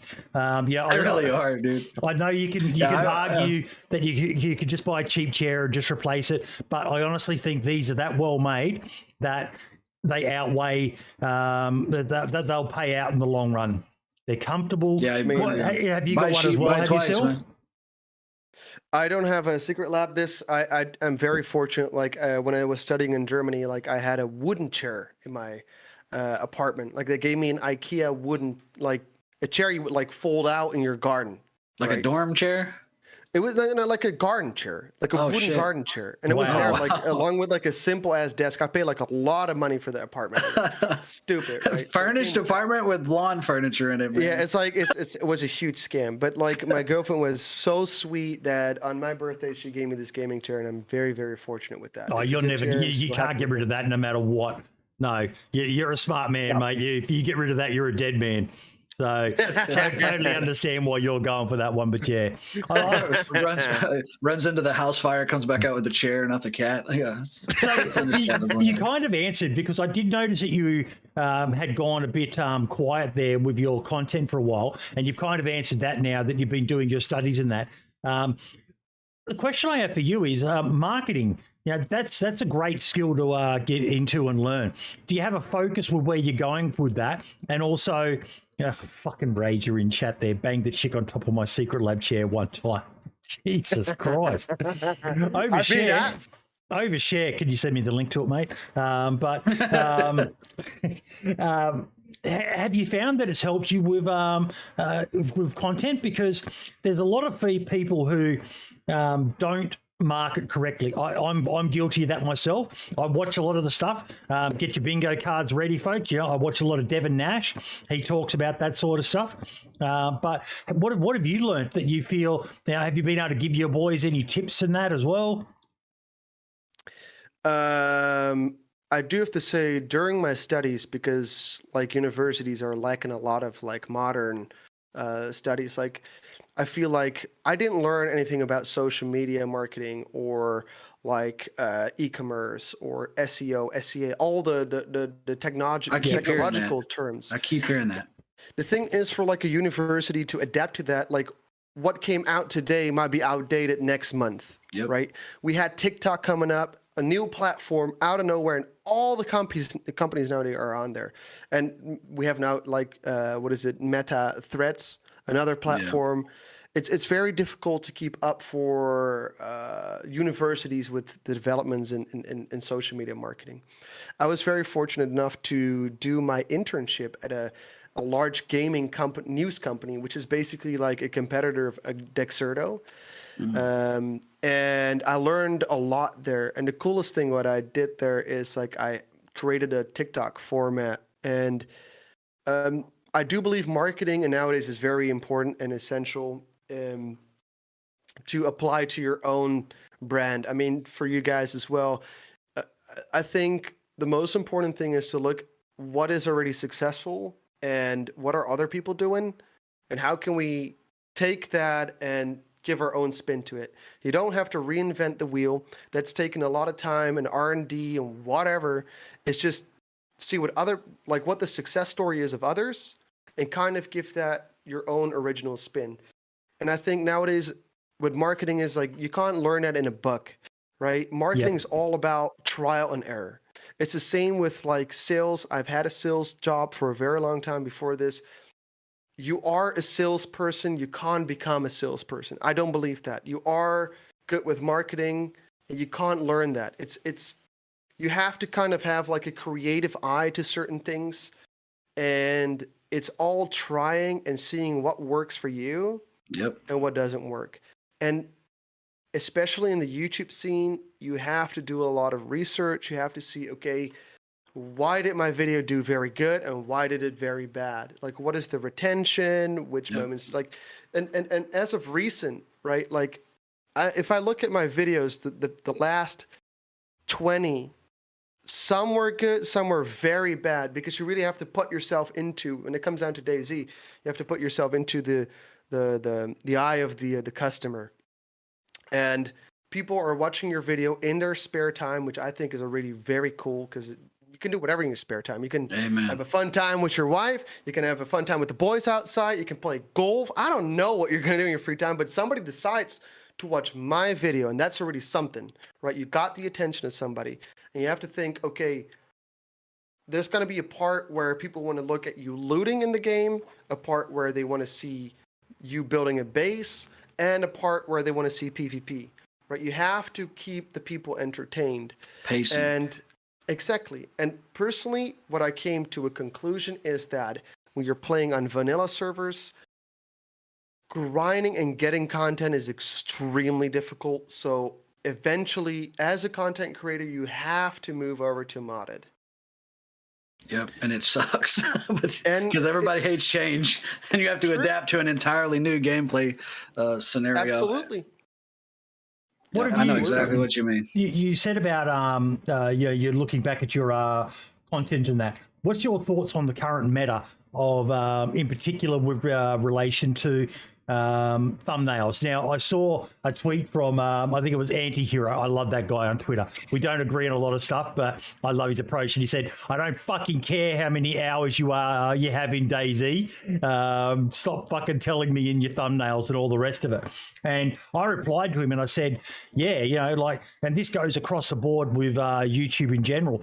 I'm becoming so disillusioned with a lot of YouTube channels, not just gaming related, but everything, because it's almost like everyone's just copy pasting something someone else does. The insert fucking red arrow pointing at something to gain attention, or I remember I made fun of you with your the faces, and I know why you did it, because that was a big meta at the time, but I thought it was funny. I think I in the message that I replied or something, or the comment I made, it was like, still has his the constipated face, the orgasm face, and all the rest of it. But that shit works. But at the same time, I'm genuinely interested with what you've been doing in your studies and that. What are your thoughts on that sort of meta?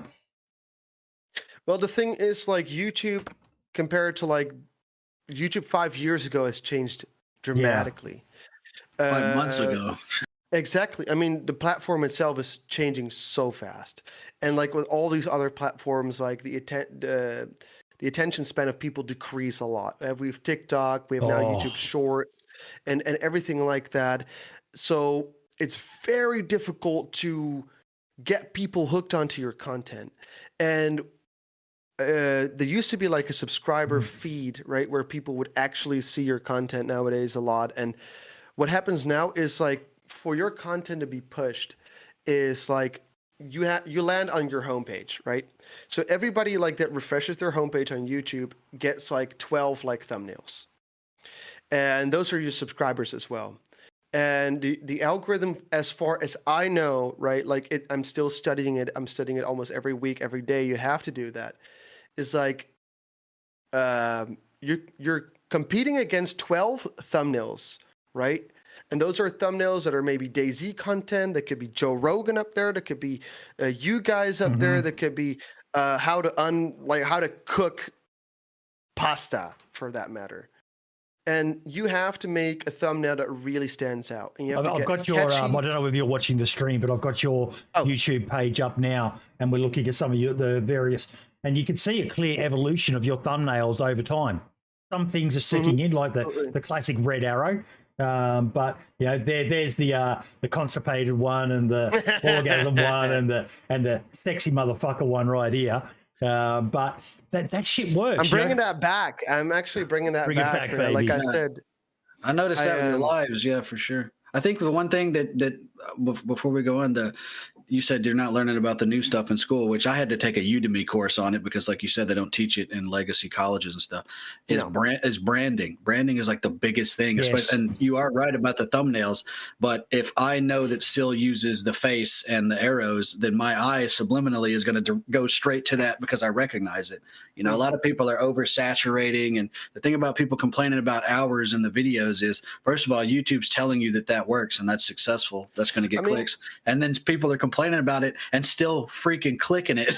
You know what I mean? It's like Exclusion said when he was on, but you're saying I'm clickbaiting. I think it was him or Tommy YouTube, but then you're clicking it anyway. Every single company markets their stuff like this. They put the cover of the movie, you know, make it look like the most action-packed scene ever, and then that's not even actually in the movie. Everybody does it. Yeah, I love this thumbnail up here. That one catches my eye. Yeah, the thing is, like, I did get a thumbnail designer for that, but what I've noticed is that it looks like a thumbnail because, like, a lot of, like, the content creators nowadays use the same artist. I think there's, like, 3 thumbnail designers out there. I don't know the top of the mind, but there's, like, 3 known individuals that create thumbnails for, like, JOK, Nazar, Things with Ali, I believe Frankie Z. Those are like all the same styles of thumbnails. So what I've noticed, like, I got the guy and he's a wonderful artist. He's a very creative individual. But for me personally, what I've noticed, it doesn't work for my channel because people, like what you said, Archie, is like, you have to have a certain consistency, right? Like what I'm going to do now, I've added a face cam and I'm going to stick with that. And people have to learn to adapt to that. You will have people like, fuck the face cam. I don't like it. Screw it. If people are not liking the face cam, eventually, like in the first place, people come for DayZ, but in the end, you want people to come and bond with you as an individual. Absolutely. The community is the most important part that's always overlooked, man. It's always overlooked. And I think that's the point he's trying to make. You've got to get them to have that relationship with you. Because if you do change to something else, you want them to stay. And I've seen so many creators, and I get why they do it, but I don't think they should be doing it. Like even, I'll say his name, but JLK got a bit upset there for a while, you know, with his view count dropping and all the rest of it, because he was doing some different stuff. And it was like, that's on you though. You've got to do what your audience wants. They're fickle. They don't owe you really anything. You know, some of them are paying you for as a member of the channel, or they're watching your videos to get you ad revenue.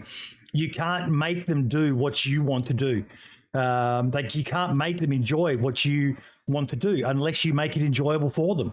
I've mentioned this a few times, but Summit 1G, there's a very good video somewhere on YouTube about how he transformed himself. He was becoming bitter and angry. You know, I think that's during the era when that famous gif of him punching his monitor came out. He fucking hated his shit. And then he just started playing what he enjoyed. And Summit 1G has that personality that, you know, I personally aren't a huge Summit 1G fan. I respect the guy as a top tier creator, you know, the same as I respect Dr. Disrespect. I don't enjoy his style, but I respect his hustle, his grind. But you know, they have their people who watch them play almost anything because they've got that style, and you've got to focus on that, and you've got to do stuff to. And if you're not enjoying yourself, then the audience isn't going to enjoy themselves, are they, Syl? I mean, exactly. I think the most important thing is to create content you like to make yourself, and you should never sell yourself out. Yep. Like I create, like when I look at my content, when I'm editing, like sometimes I'm laughing my ass off because of something dude. I said that what happened, right? And the thing is, like, you create a product that you like to share with others, and people will come regardless. I think with content creation. There he goes. keep going. He can hear you. That's cool. I know. But I think the most important thing with content creation is you have to be consistent. You have to create a product. It's what that is coming back to, like the sales part. Is like if you want to be a successful salesperson, and YouTube is essentially being sales and marketing. Is that you have to be fully behind a product that you are satisfied about.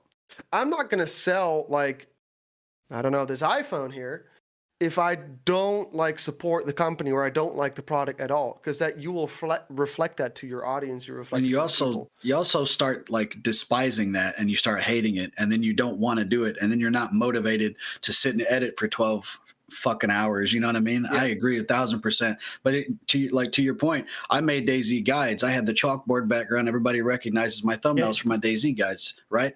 When I started doing gameplay content, I was like, okay, the branding is going to be me, Mel Gibson, bobblehead style. I'm going to do Mel Gibson. That's going to be the brand, right? But people weren't recognizing that as mine. So the views were abysmal. But I always have my Discord give me an opinion on a video, and my wife before I post it. If my wife's laughing the whole time, I know it's gold, right? Because she's got such a difficult sense of humor. But anyway, so I had to make a completely new YouTube. Yeah, I had to make a completely different YouTube channel. At first, I was thinking, oh man, these videos must suck. But like you said, the whole time I'm editing them, I'm laughing my ass off. So it's fun. I enjoy it. I'm motivated to go and do it. You know, I hope I didn't make you lose your train of thought. I just wanted to interject that. I absolutely agree with you on that. No, it's like the energy that comes with it and that you share with the others. If you enjoy something, because if you buy something from somebody, right? That costs a lot of money, right? Right. You buy it because you buy it from the person that you like and in a way that you trust and that you can bond with. If there's somebody selling you a car, and I used to be a car salesperson, and if you don't like that person, you're not going to spend $20,000 on a vehicle from some jackass. Is like, I was thinking about my Coke dealer, man. He gave me one for free for Christmas once. You know, that's customer retention. I love that guy. I check on him sometimes. How you doing, man? It's true. Sure. That also is sales. You know what I was thinking? It brought it to mind when you were talking there. We're essentially, this is going to sound like some prostitution thing, but we're selling stimulation. Like you said, they could be doing anything in their free time. They could be playing a phone game, watching TikTok. Streaming is changing. The landscape of streaming is moving away from video games and to these weird stimulation things, because they've learned how to appeal to our minds and keep us locked in, keep us engaged, which is why, like he said, you have your analytic tools. You can look as a creator. You can see when people are falling off, which is not really accurate now, because as people are thumbing through their phone, the videos are auto playing and you're getting false feedback. But you can see where people didn't like something, or something's dragging on too long and it dips. Sorry, I gesticulate a lot with my hands. I'm half Italian, but I love it. I don't mind it. I've noticed that a lot. You have the tools there. So what I do is I'm trying to stimulate the audience through the whole video. So I'm throwing jokes in there. I'm putting memes in there. I'm putting loud parts. I'm putting music that they like. I'm turning it up and then having the beat drop at a certain point. There's so much that goes into it. And I can tell you know what I'm talking about, because you do the same thing in your videos. That's why the pacing is so perfect. You want to watch the entire thing. You forget you're watching a YouTube video because you're so enthralled and immersed in the content. You're stimulated the whole time you're getting that serotonin hit, and absolutely. And that's really what people are. It really is just selling. You've got to find a style that works for you, because if you're look at I'll use the example of Dr. Disrespect. His is a entertainment production. The guy has skits. The guy has, different cutaway scenes. He gets up and he moves somewhere else, and he's got another setup. And that is some fucking. He probably has people now working with him and he has a whole PR team. And controlling his when he goes live. It's not just like us where we come in and we're controlling everything with our stream deck. He's got others. But then you look at a comparable size person, Smoke. There's no bells and whistles when you watch Smoke. It's Smoke starts up and he still uses those same, screenshot images as his I'll be back soon. It is one of the most low-tech productions, but it works for Smoke. If it's all about Dr. target Disrespect was to demographic, try too. to be like that, people would be like, this guy, Yeah. it wouldn't work. And his smoke was to try a Dr. Disrespect style, that wouldn't work for him. So that's not his vibe at all. Yeah, People watch him to vibe out and be relaxed and go to sleep. No offense, but he streams at the time of day that I used to go to sleep to his streams all the time because you don't get, suddenly awakened by some loud noise or something because he's so mellow. The whole time he's vibing, he'll make you relax. And that's what people come to appreciate of his stream. A lot of people would say, I don't understand the appeal. I absolutely do. I would rather watch him play and be chill than someone, at that time of day, than someone who's screaming and yelling and all over the place. So he definitely sells a good vibe.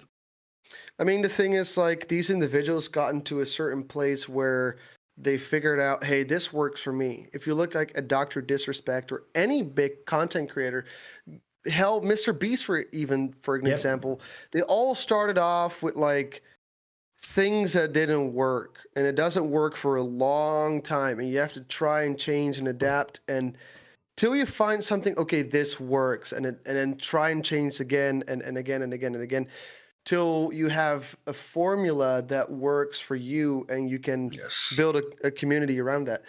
And I do believe with the longevity, all these content creators that are very big are people that show their face. I've thought about this, like, let's say Bohemia goes bankrupt tomorrow, right? It could be like they have some crazy tax evasion or whatever. We don't know what's going on. It happens all the time. Anything could happen. Like, I don't know, like the business implodes, right? The thing is, like, what are these content creators going to do then? Because they're going to lose a huge portion of their audience.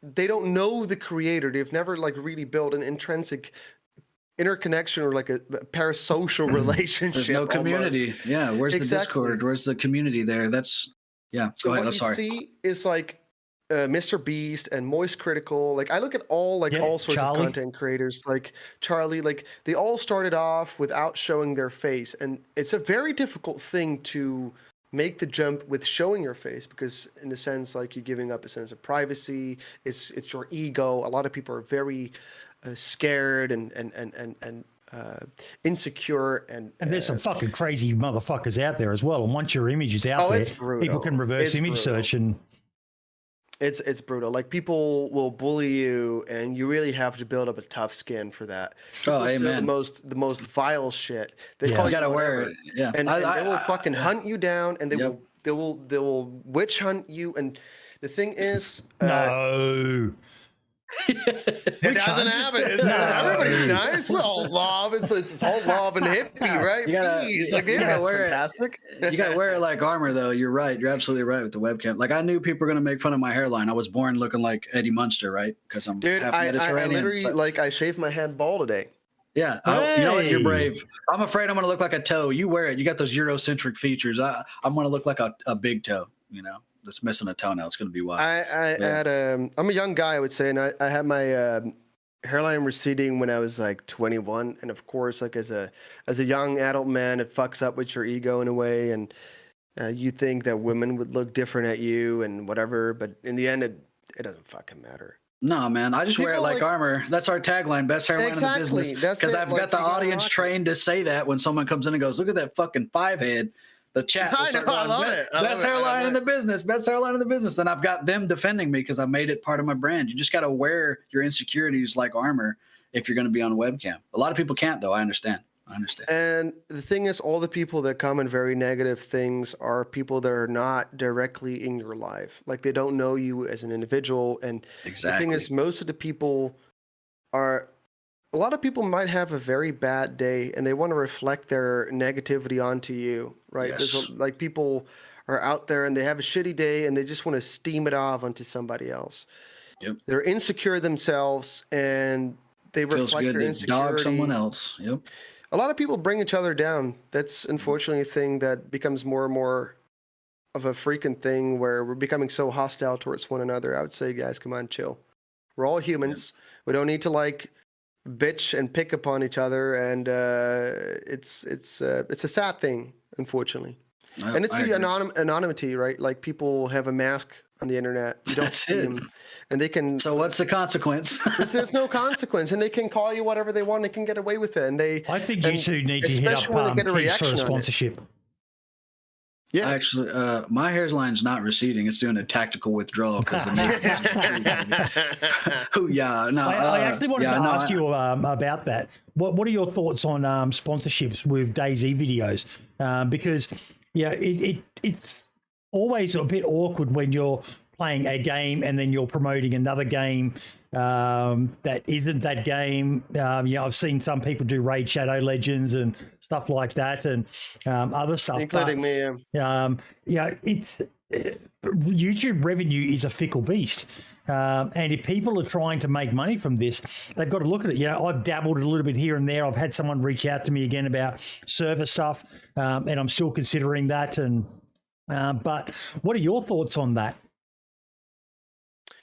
First of all, making money is not a bad thing. A lot of people say like, "Oh, you're making money, a bunch of capitalists, like you make enough already." The thing is, like, the content on YouTube is free. Yes, thank you, right? dude. Like, that's like you get free entertainment. Like subscribing to somebody doesn't cost you money, and you can click again and you're unsubbed. And it takes a lot of time and effort, and especially a very long time to build a community to get your videos shown in the first place, because growing from a 0 to 100 subscribers takes a lot of effort. From a 0 to 1,000 is very difficult. And then from then onwards, it gets a little bit easier because you kind of figured it out. You've mastered a skill, right? But I think when it comes to sponsorships, I have had various like options. I've done like Raid Shadow Legends. I mean, it might not completely resonate with the audience, but I think I don't want to sell stuff that is unethical. Like I've had like a lot of crypto stuff like coming to you, or like some gambling stuff. And I think something that harms my audience, I don't support at all. But like a mobile video game, I mean, honestly, we all have our expenses. I have an apartment that I live in. I have bills to pay. And I mean, having a sponsor here and now and there, like I would say, is not a bad thing. I think it's all in how you do it as well. Like I've talked about this guy before, but there's nothing more disheartening when you see someone doing a sponsor read for something that you can tell they're only doing it because it's a payday. Again, there's nothing wrong with it, but if you want to get build a rapport with your community, you've got to work on your delivery of it. And this guy is like the gold standard of it. Now, a lot of people can't get away with the shit that Internet Historian does, but this is an example. This is an example. The guy has whole YouTube videos made about his ad reads. They're fucking pretty much, like I said, the gold standard. Slide 2, please. But first, airtime. Shadow Man here with Raid Shadow Legends. Available now on iOS and Android. It's a totally free RPG PvP DVD for people with ADHD, but don't take my word for it. Here's someone from IGN. Look how many positive reviews it has. In fact, I bought another phone with my sponsorship money so I can dual-wield Raid Shallow Leaves. You guys not have phones? Yeah. Dozens of upgradable characters, fleshed out storyline with... Wait, I just realized this is my one opportunity to say bad stuff about Shroud. I've watched almost every one of his videos. He'll never hear it because he always skips my fucking ads. Wait. Red Shady Lemons. But don't take my word for it. Here's someone from Qualcomm. Mom, I've been playing for 2 days straight, and there's nothing you can do to stop me. Hey, wait. No, stop. Mom. Look at this one.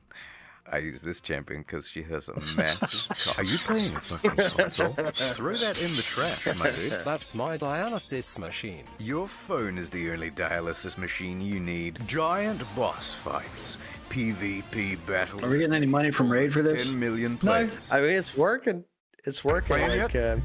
Get it with the code in the description and get 50k silver and a free epic champion. What a twist! There's also big plans to update the game. Here's a roadmap for the next 6 months. Alright, get the game. I've been Shadow Man. Thank you. And Right, like I well said, he's the gold standard of advertising. Not everyone needs to go to that, but he found an angle and he made something that is genuinely ridiculed by a lot of people. Like when you did yours, you probably had people going, "Raid, really?" Something like that. I see that all the time when people mention it, but he did it in a way that works. I guarantee there were people who, okay, I'll get a downloader for him, just so he gets the metrics and all the rest of it. And they keep on going back to him. They let him shit talk their game, basically. Another one is Stimpy.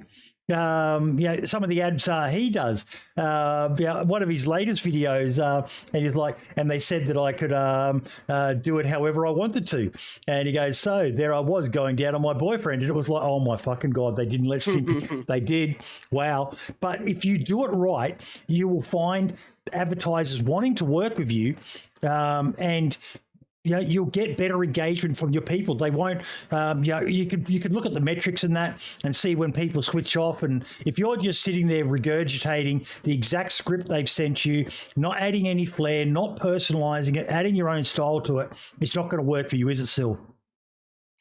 No, absolutely not. And I do have to say, I did sign NDAs, but they become more and more strict. When you do like in the very beginning, they were more like, here's a script. Follow it, blah, blah, blah. It's very monotonous.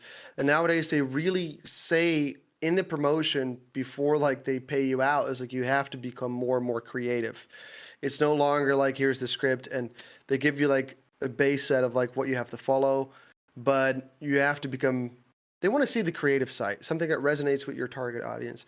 But coming back, I think there's one creator, and that's why he also became one of the largest or the largest creator, I think, is Mr. Beast. What he did is like he used the sponsor in order to take the money and use that money to reinvest into his brand and to share that with others, like donating his money to a homeless guy or whatever.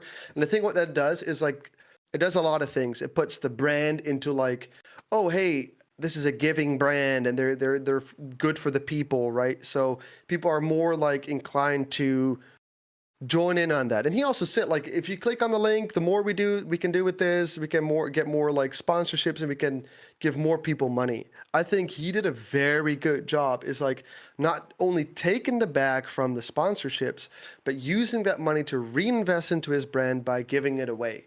And that's how we really jump-started his... fascinating creative to start, isn't he?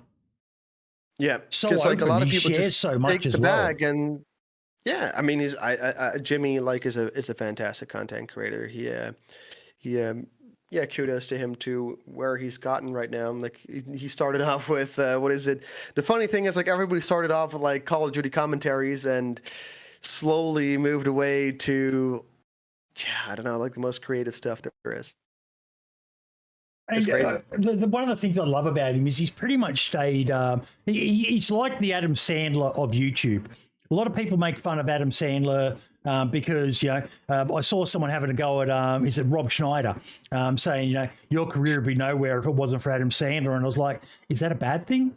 That you've got a good friendship with a guy who's so creative, but the guy's loyal. Like, I've made some comments about trans and all the rest of it, but I couldn't understand the hate towards Mr. Beast over his buddy Chris. It was like, the dude's his friend. If he turned his back on his friend because of that, I would have lost so much respect for Mr. Beast. You support your friends through thick and thin. That's when you show you're a real friend. And the anger that people had towards him, and they're picking on the other young guy on that show, and that disgusted me as well. It was like, they're his friends. Mr. Beast, he's a lot of things. He's a very clever marketer. He's probably on the spectrum himself because he's so obsessive over the little intricacies and data and all the rest of it. And you've got to be either very committed or whatever to get to that level. But I respect his loyalty to his friends so fucking much. And, people have a go at me, about Archie. But Archie's my friend. I stand by my friends. Loyalty is a big fucking quality for me. And if I had a friend like Mr. Beast, who was happy to drag me along kicking and screaming with his success. I would be so grateful that I had a friend like that. And people trying to shoot that down, and that kind of ties into the relationship I see that you guys have amongst you. You've got JLK and South Sweet, two of the biggest names in DayZ content creators. One of the biggest streamers, one of the biggest YouTubers, arguably maybe the biggest, because he's just had some insane numbers. Other than obviously Frankie, of course. Frankie will always be the GOAT when it comes to that sort of stuff. But you guys, there doesn't seem to be any deferential treatment to someone just because, South Sweet has the biggest stream numbers and JLK has the biggest YouTube numbers. You all just treat each other as equal. And I fucking love that shit. And I see that same sort of attitude with content creators like Mr. Beast and that, and that's to be admired.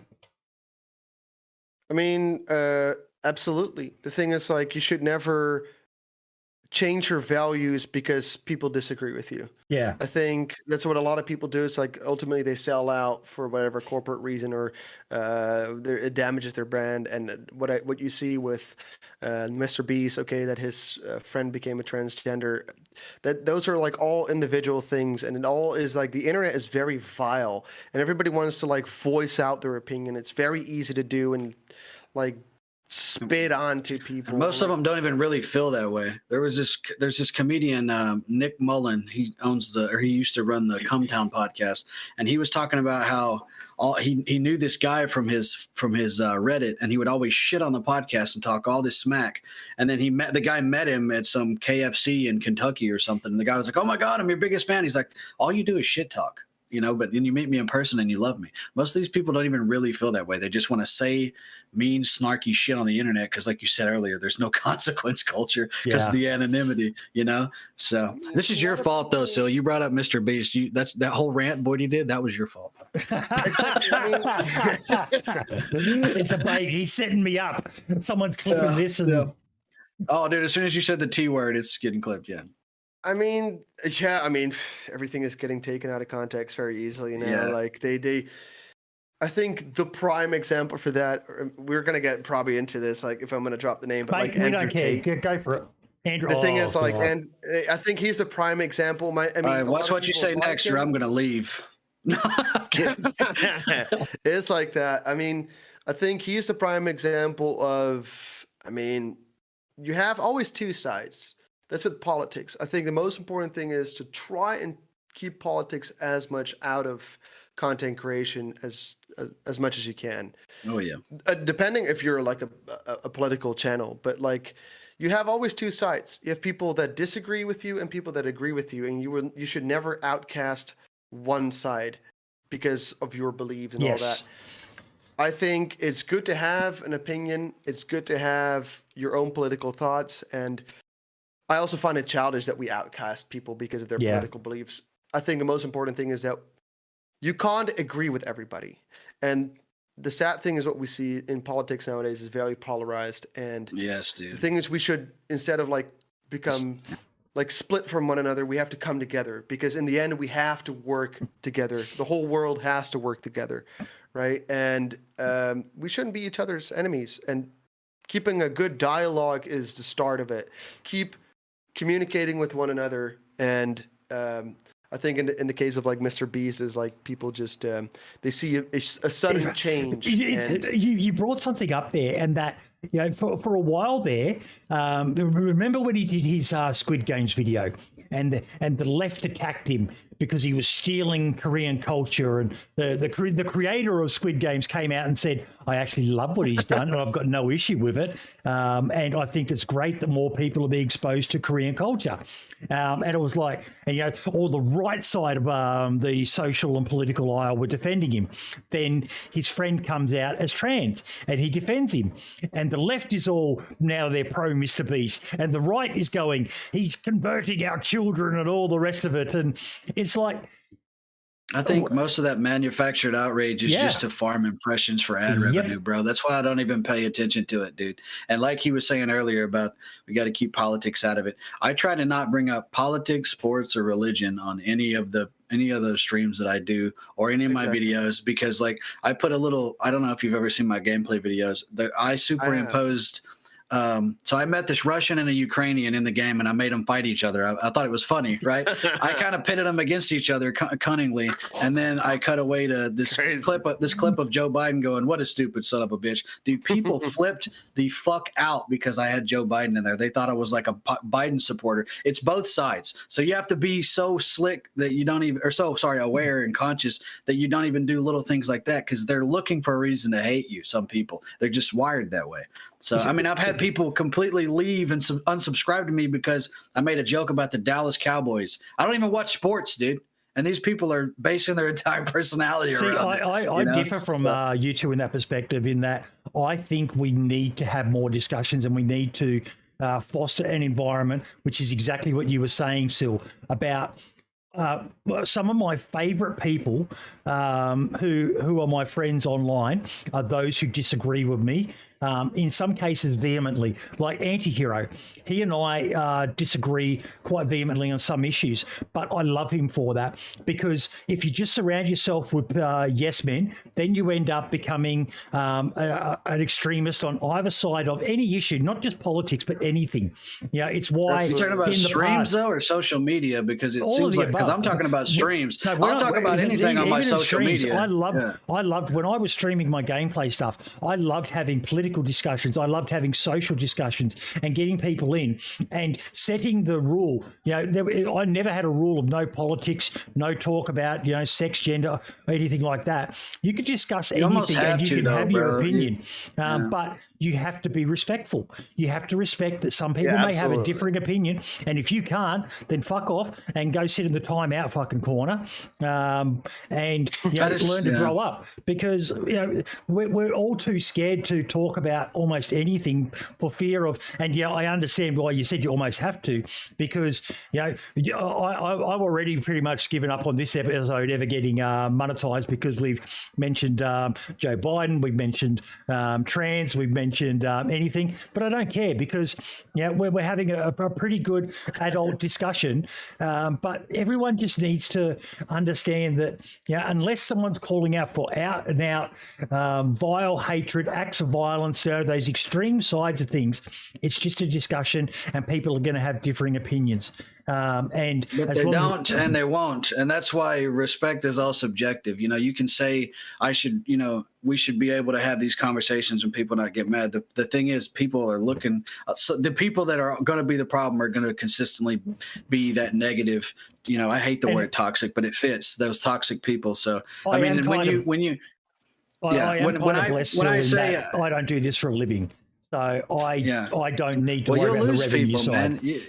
As soon as someone tweets, like say there's 100 people curious about you, and then someone takes something you said out of context and puts it on Twitter. Now 50 of those 100 people see that and go, well, I'm not going to go support that guy. That's never happened. There's a lot of framing. There is, bro. They intentionally take stuff out of context and they put it. Everybody's been through it, but that's why I try to just steer clear. I mean, on Twitter, I'll say what I want. That's my Twitter. You can unfollow me.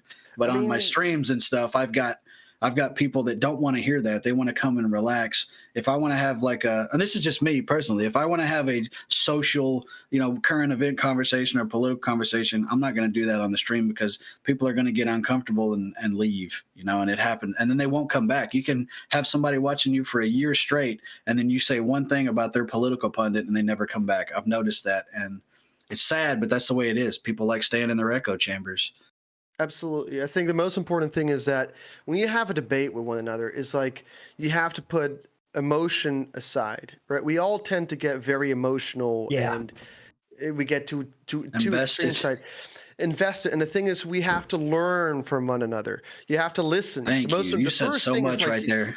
If you have to listen. Somebody that doesn't agree with you might also have valid points where you think, exactly, you are right. In the end, we, like, as a country, as a world, as a society, or as content creators, whatever, we all face obstacles, and we ultimately have to use that camaraderie and come together and tackle something together and come to a solution, whether it's whatever political topic it is.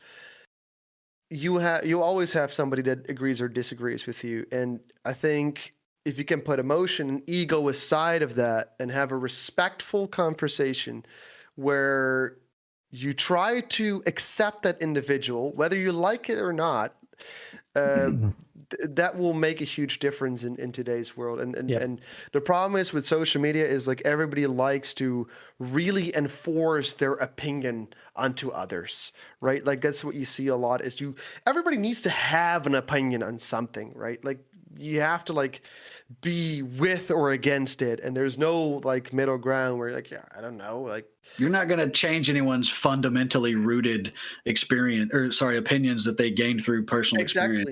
That's the thing. And I know we're going off on tangents but these are good points. I mean, everyone comes into these conversations that they'll call debates or arguments with this air of authority, and they don't want to relinquish that to the person that's on the other side of the conversation. Absolutely. Like Rag brought up earlier, Rag Tyson, we talked about the Ukraine thing the other day. And then it's funny, Rag, the same day they pulled 30,000 reservists to go to Europe from America. But anyway, I learned a lot from what he was saying. I learned his viewpoint. I saw where he came from. And then I was like, okay, I'm glad I had this. A lot of people just get mad. They either throw ad hominem in there, which if you don't know what that means, people, it's just using, name calling and stuff like that. You pretty much lost the conversation at that point. If it's a competition, when you start name calling and stuff, or they'll just block you, or they'll block you and then screenshot it and try to control the argument from a one-sided perspective. But people just got to be more open-minded and have civil discussions, and not talk in circles and try to have conversations with themselves when you're not there to respond in your tweet threads, But I try to keep all of that away from my gaming platform because that's not the kind of thing. How does your little clique manage that? Because, there's quite a few of you guys in that Syl, and I'm certain you have disagreeing opinions, and you probably do a lot of talking behind the scenes. How do you guys manage any differences like that? In terms of like our political opinions? Yeah, just like and general social things and all the rest of it. Do you just try to avoid that, or do you actively discuss that stuff? And no, I mean, with all the other content creators in DayZ is that we keep it very on the down low. Like these are things that you kind of keep out of what purpose does it serve knowing someone's political affiliation or their opinion on a current event? It's just exactly, because in the end, like if somebody is like a left wing or a right wing, you can never convince them to become either left or right. And even if you do, they're not going to admit it publicly. No, exactly. And I think most of us are just trying to enjoy the game and create content for others and share our creativity and think and learn from one another. And unfortunately, what I see in the DayZ community is like there's not a lot of collaborations happening. I don't know why. I kind of understand why, because there's a lot of like competition, because the problem with DayZ is that DayZ is very like right now, I'd say very oversaturated. What you see, like it's very difficult to be very unique, right? What we've seen with JOK, with like that drug cartel, nobody did that before. That's why it went viral. We were talking about that earlier. It's hard to market unprecedented ideas, never before seen thing. Exactly. And that will only become more and more difficult in the future of DayZ, because DayZ as a game itself is developing very, very slowly. There's not much more to add, especially like on PC. The modding community already has everything out there, right? So as much as I love the game and I have so much respect for the developers, I believe it's very difficult job for them as well to come up with new ideas to pull in new audience. For sure, dude. As like a veteran player, I've played the game for 9 years now, and the whole medieval thing, for me, it's not cool, right? Like, okay, a crossbow, you get a harness and like a knight's armor. To be honest, if you'd ask me, I don't give a shit, right? But for like those role players love it. Yeah, for new people that see it for the very first time, they think, oh, it's crazy. You can play as a knight, you have a crossbow. For like the newbies, it's amazing, and that's cool. I'm fine with that. But if you look at the development and content that comes with DayZ, it's so difficult to compete nowadays, man. Yeah, it really is. To be original, like it's kind of repetitive, and it's what you see like the hours, like I'm a 5,000 hour solo, the 20,000 hour squad, and all that. Like, be original. Well, it comes back to what you said about how when they all use the same thumbnail artists and stuff, because it's really hard to be original in this space, because when you come up with something new, you spent all this time researching and developing an idea, and then you put it out there and it's successful, and then everybody just takes it and runs with it. But DayZ's such a long in the tooth game now. It's hard to be original with DayZ. Like, you've really got to fucking think hard to come up with original content, don't you, Syl? Absolutely. And I think the most difficult thing about DayZ that all the content creators struggle with, is there's not a lot of competition going on in DayZ. I'd say there's maybe 20 to 30 creators, especially on YouTube, that put out videos. Like, you have the big five, which is like Toprek, The Running Man's, JOK, and Nazar, and Sour Sweet, I would say right now. And maybe if I miss out a couple other, sorry. But there's only you can count them on two hands. And what you see is you can't pump out DayZ videos every single day. The problem with DayZ is that you need to grind for 4 consecutive days of playing at least 6 to 8 hours per day to get a video out. It's not really, it's a very unforgiving game. It's and it has to go exactly right in your 20 hours of footage to get a 10-minute video, you know. What do you think? Everything has to go. What do you think of scripted content, Syl? That's I know that's a big argument, but what do you think of people creating a story and just reproducing it like a Frankie style? I don't think it's bad. Neither do I. At the end of the day, no. I think at the end of the day, why are you on YouTube? You're just there to get yourself entertained. I think you've seen it with Frost. You've seen it. I think Kyra also did a scripted video, and he actively mentioned it. But I think if you can't see the difference, same with Frankie. I mean, what does it matter? You go to the movies and it's not fucking real. Nobody gets shot in the head, or with the Oppenheimer, nobody gets blown up, right? Well, they did, but not in the movie. True. It's real life events. Yeah. No, I know what you mean. There's a thing called, this is what people always forget, dude. There's a thing called target demographic. If you don't like something, you're not fucking in the target demographic. I'm trying to stop cursing as much, sorry. But people are like, I don't like this, and this is why. Okay, I don't need your input. You're not my target demographic. If you don't like scripted content, don't fucking watch it. You're not the person that's being marketed towards or supposed to appeal to. Keep that Ricky Gervais comedy skit where the guy walks up to the notice board and free guitar lessons and calls the number. I don't want any guitar lessons. Well, it wasn't aimed at you then, mate. Yeah, exactly, dude. That's the whole point. If you don't like people get mad at me all the time because of the way I play the game. I troll people. It's fun. I enjoy it. The game got boring 5,000 hours ago. If you don't like it, why are you in my stream or on my channel on my comments complaining about it? You're not the target demographic. Go away. Go watch a Care Bear streamer. I mean, it's crazy. I've had people commenting a whole essay of you're not a veteran. No, I know I'm a self-proclaimed veteran. I know that, but it doesn't fucking. Oh, I thought you meant they were accusing you of stolen valor, bro. Oh, yeah, in a way they are. You're not a DayZ veteran, dude. You have no right of speaking. You didn't. Wow, only 6,000 hours. I have 32,000, bro. No, you don't. Stop. Anyway, I know exactly what you mean. I mean, that's the thing. True, it is a bit of clickbait where you're a self-proclaimed veteran, or the 5,000 hours or 7,000. Yeah, but that's, people don't understand that the Google AdSense analytics are telling you what works. They're telling you the keyword weight. They're telling you which keywords to use, which keywords are going to resonate with people and grab people's attention. That's the point of capitalization in titles, right?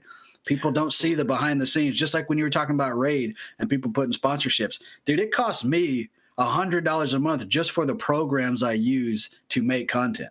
You know? So if I'm getting $45 from Raid every 2 weeks, that's so fucking what, dude? Skip it. You made a poor deal, I'd say. I'm just saying I didn't go with it at all because I don't want to insert sponsorships in my videos because they're too short. I'm gonna interrupt here. I've got an idea for you, Syl. It's something I've thought about, but with my fucking short attention span and lack of professionalism, I would be terrible at it. But I've always felt that there is the capacity and a need for someone to help with finding sponsors for DayZ creators.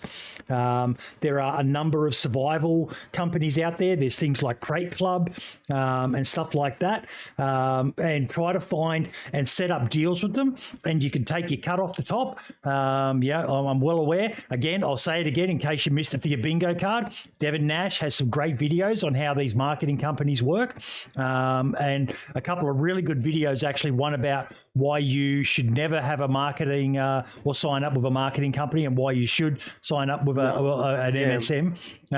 Once you get to a certain point, it's good, but you should have a lawyer and be sending the contracts off to make sure you're getting your fair cut and all the rest of it. But I do feel that there would be potentially a service that you could do, mate, in finding and approaching sponsors and say, you've got a good batch of people to be able to say who would probably be happy for you to represent them. JLK, South Sweet, Bubba, and so on. The rest of the team, and then expand it and be able to approach others as a knowledgeable person in the DayZ field. The game is still huge, still in the top 50 fucking games on Steam, still some massive creators, and with finding sponsors that are more suited to this. We saw Frankie say that he couldn't do his videos because even Frankie said he was having trouble finding sponsors to make his big budget productions viable. I think there's marketers out there who are willing to pour the money, and with your background now and knowledge of being a YouTube content creator, as well as your marketing degree now, potentially that's something you could look at doing, mate. Because I've dabbled a few times, but affiliate deals aren't great. They're basically getting free advertising for nothing in the hopes that you manage to get a few people to click on the link and actually buy something. I don't think I've ever made a cent. I don't think I've ever made a cent from anything I've ever done via as an affiliate. So that's potentially something there for you, mate. Even stuff like some DayZ related merch. I know that creates issues with copyright and all the rest of it, and BI are very protective. I'm still pissed off about the Brian Bears. I wanted to get Brian Bears made and come up with a process so that you could not just have to have Brian on the love heart, you could have your own gamer tag or whatever on the bear. But they pretty much said no. And I was like, okay, whatever. I'm still selling mouse pads. If you want a DayZ map mouse pad, come get it. I haven't got a cease and desist yet from BI. I mean, I did ask the devs if I can have more of these caps, but unfortunately, they didn't hand them out anymore or have anything in and stock. My dog ate mine, and I'm fucking devastated. And I saw yours, and I was like, yeah, I know. I know. That is like the nostalgic DayZ cap. I love that. A lot of people aren't going to understand the significance of that. I've still got it. I think honestly, and I'm not throwing it out, but it is torn to fucking shreds. I think what people don't understand about marketing on like YouTube and stuff is that certain niches advertisers pay more. You get more money. Finance, and video gaming is and not. I think there was another category which are the big money makers. It's like if you have a small makeup and finance. Because they can add. Sorry, my eyes are dried out. They can people don't understand that, right? So they'll pay more for an advertisement on a video that's going to be they can target their customer base easier. Like he said, makeup. So like your Bailey, the one she does all these creepy murder mystery. My wife, every woman in the world watches Bailey Sarkisian or whatever her name is.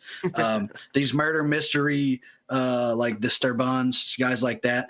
Those get more money because they can advertise to ladies, and the ladies are more they resonate more with those ads. Or if you have a video that's like how I made $2,000 in one day with a pressure washer, it's obviously bullshit, but dum-dums are going to click it because they think they can make $2,000 a day. And then that pressure washer and wetsuit and waterproof boot advertisers can advertise on it. Gaming is really hard to get like niche ad space money in. So and plus you're talking about a game where you're murdering people with axes and shooting people with a shotgun. There's not a lot of gore, right? To us, there's not, but to a sensitive person that sees a zombie whose face is all chewed on, that's going to be off-putting to an advertiser.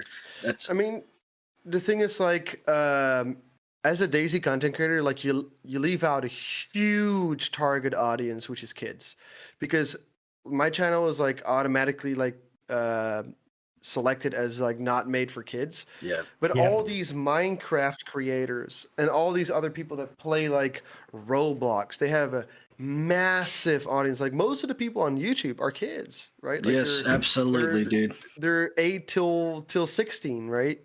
And you miss out on a lot of people with DayZ content. But I think coming back to like making the most money, I think one of the content creators that made the most money I think it was Stephen Graham, which is like a financial YouTuber. And he makes all like the stock market is collapsing, the housing market just exploded, like the most stupid ass shock outrage stuff. Yeah, like and the thing is like you get all these companies like American Express and like whatever, like these credit card companies, they pay a lot of money. Their CPM is like 50 euros per 1,000 clicks. Yeah, and those gold investment companies pay a lot too, and they love the economy is collapsing. So anyway, buy this gold investment that this sponsor did. Exactly, it is like that, and they have a tremendous like CPM. I think if you're in for the money, being a gaming YouTuber. No, not per se. No. I mean, I don't know. Like, look at XQC. He made the deal of a lifetime. He's a gaming. But again, let's be fair. That's a 1% of the 1% of the. And he has a PR team that he pays. Like I think they said Mr. Beast pays like 60-something% to his PR team to come up with his stuff. You know, these people they're stars, they're celebrities. They're not just a gamer like us, you know what I mean? And it's like brand. the most popular person in DayZ, go to your local grocery store and ask 100 people, they're not going to know who they are. You know, it's not the same as like a Dr. Disrespect who's been on fucking Jimmy Kimmel, you know? Absolutely. But like what you said with kids, that's fucking New Year's Eve fucking thing. Yeah. Yeah, what you said about the kids YouTube missing out with DayZ. I've had my channel for 3 years. I just hit 26,000 subs, I think.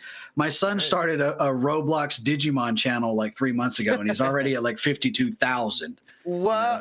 Yeah. I'm not going to plug his channel because there's too many trolls that hate me. But I'm just saying, so cool. His growth is insane because it's kids that are watching YouTube on their tablets, and they're watching the same video 5 times, you know, and he's just doing these basic little thumbnails. Even that is something you've got to be careful of. If you get marked as a child-friendly channel, that reduces exposure and advertisers as well. I saw someone, I can't remember who it was. Was it, what's his name? The Demolition Ranch's operator, Drewski? Was it him, I think? Drewski, yeah. Talking about how his channel had been marked as suitable for kids or something like that. And it was like, how did that happen? I have to do it manually. Yeah, that doesn't even make any sense. Yeah. I don't know. All I know is he's 1,000% right about the demographic when it comes to under 13, because I've seen it firsthand. It's anecdotal evidence, but I'm telling you, he made that channel about 6 months ago. It's like February he made it, and he's already has double the amount of subs as I have. But I'm niche DayZ, and he's doing Digimon and Roblox and BattleBit and stuff like that. And the thing is, like, I think I leave the kids out for a reason because my content is simply not made for kids. No. I we're playing an R-rated game. It's an 18+ game in nearly every market. And I wouldn't like change just to like cater to an audience because that was the start of our conversation. You have to stick to your true values and create content that you enjoy doing. I wouldn't jump onto the Minecraft wagon, even though Minecraft is a very cool game and a wonderful game, just to like pursue like to become like a creator that I'm not, right? Like that's the thing with DayZ. It's like you said, you won't, if you go to a grocery store, nobody knows who a DayZ content creator is. I reckon you'd be lucky to find even 1 in 100,000 people who even know who Frankie on PC is. They'd be like, who? And that has to do with his face. He hasn't shown his face actively. And Dr. Disrespect, Ninja, these are all people that just throw their face on there. Like, they're celebrities. This dude is like, the thing is, if you want to be remembered with people, you have to be there everywhere, every single day. So you don't always need to show your face. You just maybe think of an interesting case study. Dream. Yeah, true. I'll let you take that one. No, I'm interested in your take on that, Sil, because his was a very interesting case. I don't understand how people said he's ugly. You know, dudes don't do it for me except for Terry Crews. But I didn't think he was an ugly guy. I thought he was just a Wait, fairly... what? Hang on a second. What? Wait, what? Say that again? Dudes don't do it for me except Terry Crews. You heard it here first. But Terry is the Old Spice guy with the It was like that. How could you coming in like that? How could you not go gay for that man? He's a fucking legend. I just don't, man. You know, I like him more feminine. I like guys like Sil. You know, no, I'm kidding. Okay, no, I'm kidding, dog. Yeah, What did you take of the Dream situation, Sil? Because that was terrible. What happened to him? Like, regardless of any other drama about the guy, he finally had the courage to come out. He lost a shit ton of weight because the photo that they did think was him, but he was a chubbier guy. And then he releases his face, and all these people just attacked him. And it was like, fuck off, you nasty the internet, man. Pricks. And now he's gone back to hiding behind the mask again. But the mask was perfect for him. It was his brand. I mean, Absolutely, wearing the crown is heavy, right? That's a saying. Like the thing is, with Dream, it's a character he portrayed, right? Like there's a charm around it. Like it's who is this guy? It's he's anonymous, but he has this face and the same with like the DJ Marshmello, right? Like nobody knew who that was. Who is this guy? Like he's famous and everybody watches him. And as soon as like the curtain comes down, it's like, oh, okay, it's a normal individual, right? It's a normal person. Yep, the Wizard of Oz is just an old man pulling strings. It's exactly. It's like when the charm is gone, you don't have a story to tell, or the mystery. The mystery. The mystery. Sorry, the mystery. And there's also the issue of another good case study is Boogie 2988. Who put on a character of what wasn't him. Whereas me, I've said this on Twitter a few times, I can't be bothered trying to pretend to be someone I'm not. Because no one can hold that facade up forever, and they're going to get found out, and people are going to be like, you lied to us all this time. I'm me, you're going to get me, warts and all. But at least you know where I stand on anything and everything, and what I look like, what I think, and what my little funnyisms are. I'm not a vain person, I think I streamed for nearly 18 months with a tooth missing. I miss that, dude. I wish you put a raisin on it or something. I love the bogan Boydie days. But I found out what a bogan was. I find it much easier just to be yourself. But you've got to be prepared. And I know some people have struggled with this in the past, Sil, that it doesn't mean there's anything wrong with you, but some people are just naturally more interesting or charismatic than others. And you've got to try hard not to beat yourself up for it, because at the end of the day, you are who you are. You're still special, and you still have people who love you for who you are. And even if you're only getting 5 to 10 people, I love that saying of that's still a car full of people who want to spend the next 4 to 8 to 12 hours listening to you talk about stuff. Dude, I rage said that, right? Dude, yeah. And that's fucking awesome. That's the best perspective to look at it. When you look over and you go, damn, I only got 32 viewers. I usually have 60. It's like, that's a fucking school bus full of people. That's a lot of people that could be doing anything, but they're watching your stream. They're watching you play a video game. And to your point, go ahead. I always reflect that on my streams, and I don't pull in the maddest viewers, but the people that are there, I always think these are people from somewhere on this planet, in whatever social economic state they're in. They could be rich, they could be poor, it doesn't matter. But they decided to allocate their free time to come and join your stream or to watch your video. Like I said, they could be doing anything. They could go to Disney, where they can do their groceries, they can go paint their wall, watch Netflix, jerk off, whatever, right? Exactly, right? Watch STEM girls on TikTok go, ooh, ice cream. Ooh. Oh my God, dude. Look, ice cream. NPC stuff. Dude, that's what I'm saying. That's where stream streaming is going. That's where I'm telling you, that's where it's going, bro. That's where, because that's stimulation, man.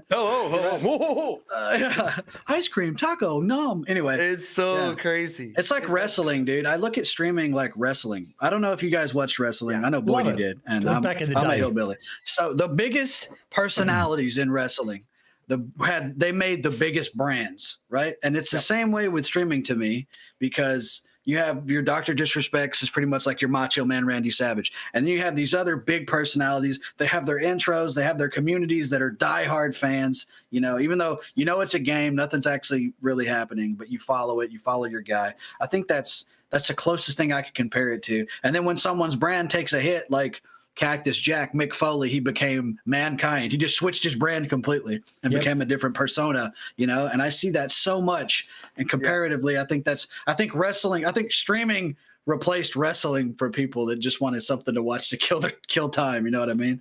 And there's just so many correlations that you can make there that I've never really brought up before. I hope I articulated that right. True, because like the thing is, like, a lot of people are like, why the hell would you want to watch somebody else play the game where you can play it yourself? I get that so much, dude. And in a way, I can get that because it's very difficult to explain. But I think it's always when you have like a bigger brother and you were like this little kid, you were looking over his shoulder playing Halo just or Zelda or whatever. You're like so intrigued by it. That's kind of what you're doing. Like I always come back at him still with the what, you've never been to a Major League sports game? Exactly, dude. Yeah. You want to watch baseball for 4 hours while this guy scratches his ass with his glove, or do you want to like watch something that you can relate to? You can play DayZ right now. You can't go join the MLB. No, absolutely. And I think with streaming, there's a lot more of a personal connection with you and the streamer. Of course, if somebody's really big, you don't get your name popped out in the chat that much, and they don't reply to you. But the thing is, like, there's a lot of people that are lonely and they're just trying to look for somebody to connect with. And I think streaming, especially streaming, gives that sense of companionship where you are with somebody, you have a voice to listen to. Because if you play DayZ alone, I play DayZ alone a lot, and if I'm not streaming, it's quiet, man. Yeah, it is, bro. You're stuck there with your thoughts. And for a lot of people, there's nowhere worse to be. Yeah. I saw a thing on TikTok the other day. It was a streamer on TikTok, and he was playing some game. I don't know what it was. It looked cool, but the title was Friend Simulator. And it was basically like, come in here and talk to me. Like, let's hang out, you know? And that honestly, at first, I was like, well, that's kind of, you know, uncouth, but I see where he was going. And that's kind of what it is with the parasocial relationships and such, which is kind of the darker side of it. But for sure, it goes even crazier. I mean, the pinnacle of that is OnlyFans, I would say, like where people pay money to get the attention of women, where they think they talk to women, but it's actually an agency where it's a guy, a bald dude, sitting there like, oh, well, how you doing today, buddy? You got Boydie there spelling shit wrong in all caps. Yeah, and that's the craziest thing. Like. I love how you managed to make your camera shake while you were doing that as well. Really added to the vibe of what you were getting across. This guy in chat said, this reminds me of a circle jerk. Welcome to the podcast format, dude. Welcome. I hope you're all caught up now. Stick around. It's weird. They hate it when we all agree with our guests and we're not arguing it. Fire me up. Yeah. You don't want to get fired up on here, bro. There's already 30 clips waiting to get sent to Twitter. Back to you with your channel. What have you got coming up? You said you've been working on some big stuff. Any teasers you can give us, or you know, any stuff you've got planned? Any things you'd like to do? You're dreaming of doing? Yeah, I mean, the thing is, like, I've been doing this studies for 5 years now, and it's kind of been a huge limitation on pushing out content, because if you do content creation, you can only, like, you can't do it 50-50, or like right now I've been only doing it for like 20%, 30%, right? You can't do anything in this life for like 20-30% and expect to hit it big, right? So I'm set to graduate in like 2 months, I think. That's when I hand in my thesis and I'm finally done with the whole studying fiasco. And I think then I'm just going to grind. And the one thing I'm going to do different than the others is like use a face cam. And a lot of people might not like it. And I don't care. But I think in the long term, that will I be playing DayZ for the next 10 years and be like Running Man's? I don't think I will be. I don't think anybody will, bro. And I would love to. I don't want to limit my creativity and move maybe towards other games or whatever kind of content that comes in the future, right? So, what I can say, if you're watching this, and this is not a thread, you will see my face a lot in the next months. No, I thought about it. I've made the clear decision that I'll be sticking to YouTube, whether it's streaming and videos, because I think you got to keep your audience in one place. If you move over to Twitch or Kick, or you're going to ask me Kick questions now, I know, but my view on it, I think you have to keep your audience in one place where they can expect your content, and all the other social channels should be used to advertise yourself. Like, hey, this is where I'm at if you want to watch me, right? That's it. That's the formula. That's the formula. If you're gonna diverse too much, and be on Twitch and be on YouTube, you cut out a part of your audience again. But coming down, what I'm gonna do in the future, I'm gonna create a lot more content. I am trying to aim for at least 1 to 2 videos per week. And damn, 2. Yeah, I think the only way to achieve that is to have a period where you don't upload and grind and kind of like schedule these things, right? Like you have to. Oh, okay. Schedule okay. That makes sense. Yeah, have a period where, okay, you won't have like any uploads, and then you have just everything ready and then work ahead. Because right now I don't have any content ready. I'm constantly trying to catch up. Okay, I have enough content. I can make a video and then get it out. Like, bro, go on that Choco Taco Survival of the Fittest in the mall server, and you'll have enough content in three hours. Everybody's playing that. Like, it's nonstop. Has Choco Taco started a server? That's the one that I got banned for. I was standing at the bonfire, and some guy walked up and said the F word and started going on a rant about French people, and I got a YouTube channel strike for it. So be careful, because that's why I kind of taken a step back from YouTube. Taco started a DayZ server. That's his server, I think. Survival of the Fittest. Okay, right? I didn't know that he'd started one. Oh, that's his. Yeah, I think it's Choco Tacos. I have to double check that if somebody, one of the mods can. It's Choco something. Yeah, maybe my mind might just be making the connection there, but it's popular. I mean, it's always got people on it, and it's the mall skin. It's chaos. I run into Ray on there all the time and stuff. But it's from Choco Pause. Choco, is that him? I don't know. Oh no, that's no Choco piece of. I think the POS stands for piece of shit. That's the guy who was doing the day one copy service. So it's not Choco Taco, the PUBG streamer. Oh, my bad. Yeah. Oh, okay. Well, I thought it was his because there's so many people on it, and it sounded like a streamer. And usually they have the popular servers. But yeah, he does stream. Always. He does stream, but he's a bit of a divisive character in the community because he's when he did the day one clones, I get it. You know, it's a bit like the copying, but it's good marketing, dude.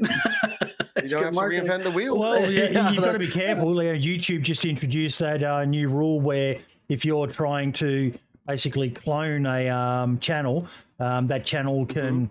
Because I think one of the reasons they're doing it is like there's so many Mr. Beast copycats trying to pretend to be him, and you can. And the clip channels too, man. The clip channels from podcasts. I'll see an entire podcast through 6 clips and not even get to watch the podcast. It's crazy, dude. So you got all these people parasitically monetizing these clip channels off of these creators, and their podcast is missing out big time. But it's good marketing, I guess. It's more of a net cast. It's however you look at it, right? Like in a way, it's promotion to your channel and to your brand, and yeah, it's like an employee, right? Like you have either he works for you and you have to pay him because you can't like push out like shorts constantly yourself. You sit there editing all day and getting content. So in a way, you need to hire somebody eventually. But yeah, there's always somebody that tries to profit from your success, right? Carpetbaggers. Yeah, you always have like a bunch of lifters. This has been good, man. I've really enjoyed this conversation. I don't know how much longer. I don't care how much longer we go because this has been good. Usually, you're very enthusiastic and you're saying a lot of things that I think you're reinforcing a lot of things that I typically say on here, and people can't understand because they've not seen the creator aspect from the same perspective as we have, right? So one question I get a lot is when people ask me if I would start a server, and I'm very hesitant about that. I think it's risky. Running a server, it's gonna, like, sooner or later you're gonna get drama towards you, and you'll be accused of abuse, and so much work. There's a lot of cheaters out there. If you're making content, you don't have time to run a server, because even if you have people allocated to handle that for you and manage it, it's still just constantly a problem. It's one of the reasons why I praise Happy Bomb so much. I don't know how that guy does it. He has a quality production. He's so professional. I understand he's got a background in media or something like that, which explains why he's got. Yeah, you watch him, and even from the moment he goes live with that blurred image, and him working in the background and chatting away with people while he's getting ready, he's a master professional streamer, and he will keep on growing. But how he does his events, how he does his servers, I know he's got a team of people who help him, but I couldn't fucking do that. I struggled with my little shitty fucking Dean's Bean server and trying to do the podcast and trying to stream on my own channel. I take my hat off to people like him. Smoke's another one. He does his productions. He's got his servers. I know he has a team of people, but the negative side of it is, I'll mention Paul and the Running Man. When Spaggy had the Running Man server, and Paul had nothing to do with it. Nothing to do with it other than it was called the Running Man server. But time and time again, people would go into his chat and say, hey, I'm bugged on the server, or, your server's shit or something. He goes, it's not my server. It's named after me. And he ended up saying to Spaggy, get rid of the name. Because in his tweets, I used to see it. Yeah. In his tweet threads, they'd be like, hey, my car's stuck in a tree. He's like, well, what the fuck do you want me to do? True. That's the thing of, like, running a server. But I think in terms of monetization, I'm not sure if you've ever heard, but like Vicstar, do you know this guy? Like he's part of the Sidemen of, like, that crew with KSI. Okay, I know KSI and the Sidemen, but I don't know who Vicstar is. Yeah, and exactly, like, he ran a Minecraft server, and he, in his period of running that server, he made over $2 million from that. That's absolutely insane. From running a server, how he monetized it in such a way. Woody's gamer tag. Exactly. There's another one. Exactly. Yeah. Even Keemstar to an extent with his Minecraft Mondays or whatever it was. If you do it well, but you've got to go full in on it, don't you? It's a company. Like, in the end of the day, you have to, like, hire, like, admins. You have to hire developers and modders. You said a mouthful there, bro. Like, even DayZ servers, they're a business. Rearmed is the classic example that we can name. That's why people don't understand the incentives of marketing in kind of nefarious ways when we bring up those negative things that are happening, like service spoofing. I want to clarify here. I don't think rearmed is a negative thing. There may be some stuff around it that there's allegations, but there's always fucking allegations of shit, and we know that some servers do dodgy shit. I'm not saying they have, but we know that some servers do. They DDoS each other and stuff like that. But I personally like the rearmed approach still. Because I want to come back to what you said earlier. There's nothing wrong with making money. No. Yeah, and one of the things I love about Mr. Beast is, in my opinion, he does it ethically. I know some people don't like the capitalism and all the rest of it, but that's probably because they think fucking communism is the greatest thing since sliced bread. And they've never spoken to an actual communist. But here we go. I love the rearmed approach because you've only got to look at the stuff they're doing with their server. That wasn't real communism, boy. And just so you know, it's never been done properly. But I love what they're doing. They've got an Inclement Dab, one of the greatest modders in the DayZ community, on their payroll now, and that's to be applauded. That I've said so many times, #adopt a modder. I want to see a way that modders can make what they do as a hobby potentially become something, and I don't want to see them have to do the Nightwolf approach where that's a DayZ bingo, guys. Yeah. Bingo. That's the podcast bingo there. Talked about adopting modders. I love the idea that that you can make money out of a passion. Streamers get to do it. Why shouldn't modders be able to do it? And if you can run a good ethical community, and you've only got to look at what happened with Sunnyvale, when they had those hackers attacking them, and they made a couple of silly decisions, and it backfired on them in a big way. But that's the risk you're going to take if you decide to do a server as a potential income, and it can be abused. Like I've heard that in South America in particular, it's really bad. They start these servers, they get people to donate all this money, and they promise this, and then they shut it down, and then they start another server, and they scam them all over again. So, but the rearm server, I think, is different for Syl in that they've been around long enough. There's some established names that people know a bit more about, who also have a bit to lose if they were to do a rug pull on people. That's why they're proving to be almost the kings of it. It used to be the wall servers back in the day, but they disappeared. I used to play like a lot on the Hideout servers, and I know that the owner of the Hideout, he made a lot of money. Let's put it that way. Oh, there's a lot of money in it, bro. That's the thing. People don't. That was my point I was trying to make. That when people say people aren't really doing these bad things. There's no incentive. That's the incentive. You're talking tens of thousands of dollars, and people hear that and think we're exaggerating. No, I've seen it. Like I've seen the payouts. I know. It's like mafia shit, but without tough guys.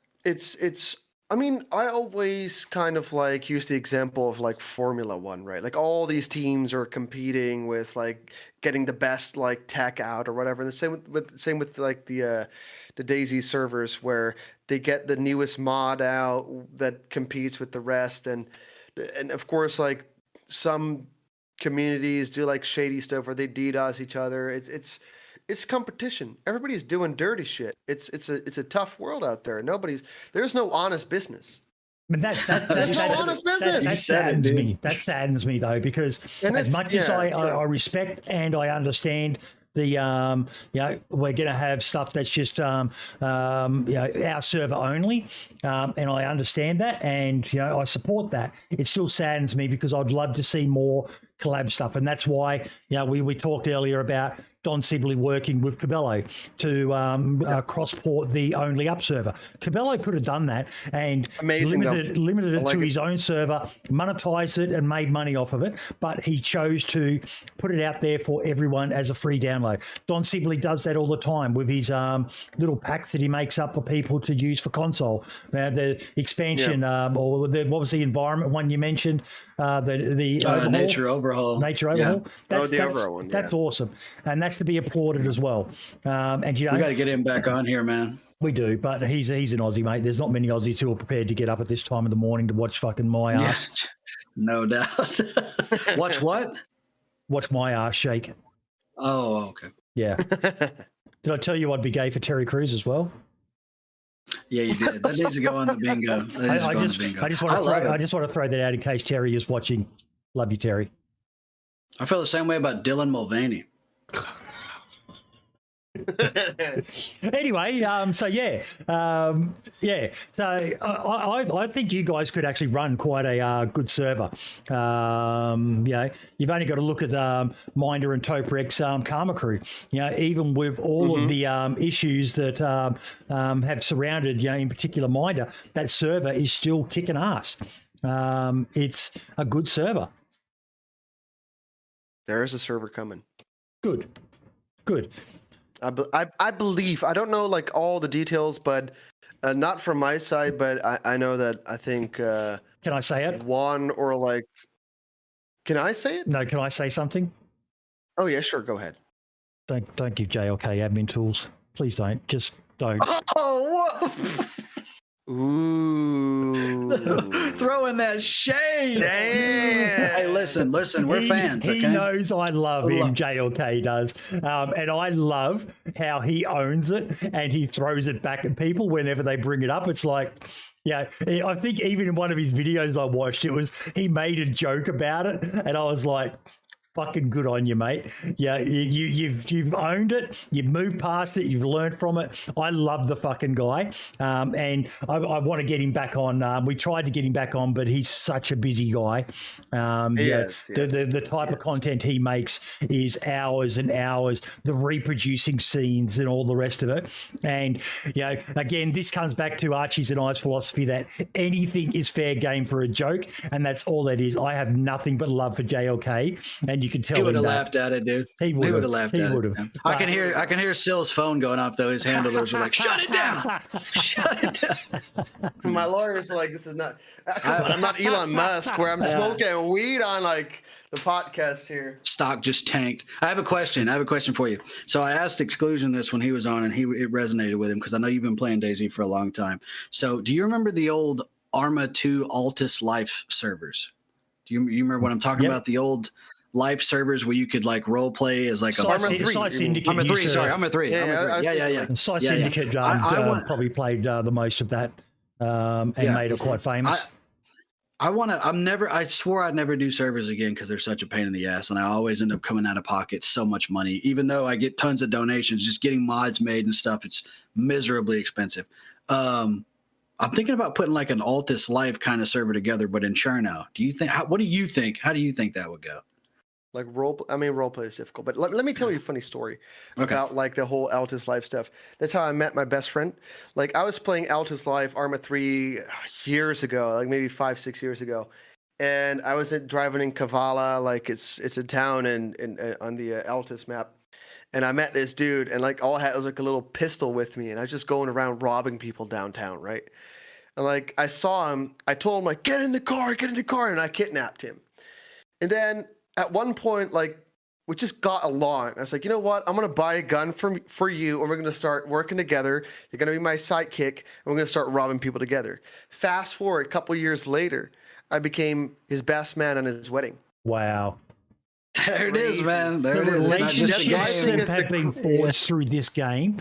From me kidnapping a random person virtually on the street to like becoming his best man at his wedding. Isn't that crazy how that happens? Like I walked in a cabin, I saw a guy, I was going to kill him and take all the shit because I was hard up. I decided not to. I decided to strike up a conversation with him, and then we've met in person several times over the years. He's been one of my best friends. He left DayZ and went and started playing other games, right? But crazy how the little choices you can make. It's a life simulator, man, but in a grid down scenario. That's awesome. The cool thing about gaming. Yeah, I just think that, and we're in a community where the developers actually give back. When a community member is lost or something, they'll memorialize them somewhat. Yeah. That's so cool. But yeah, the Altus Life thing, I don't know why I said Arma 2. Yeah, I just think we kind of need something like that. It would be fun and exciting to bring one of those kind of servers to DayZ. Would you think that would be worth the trouble?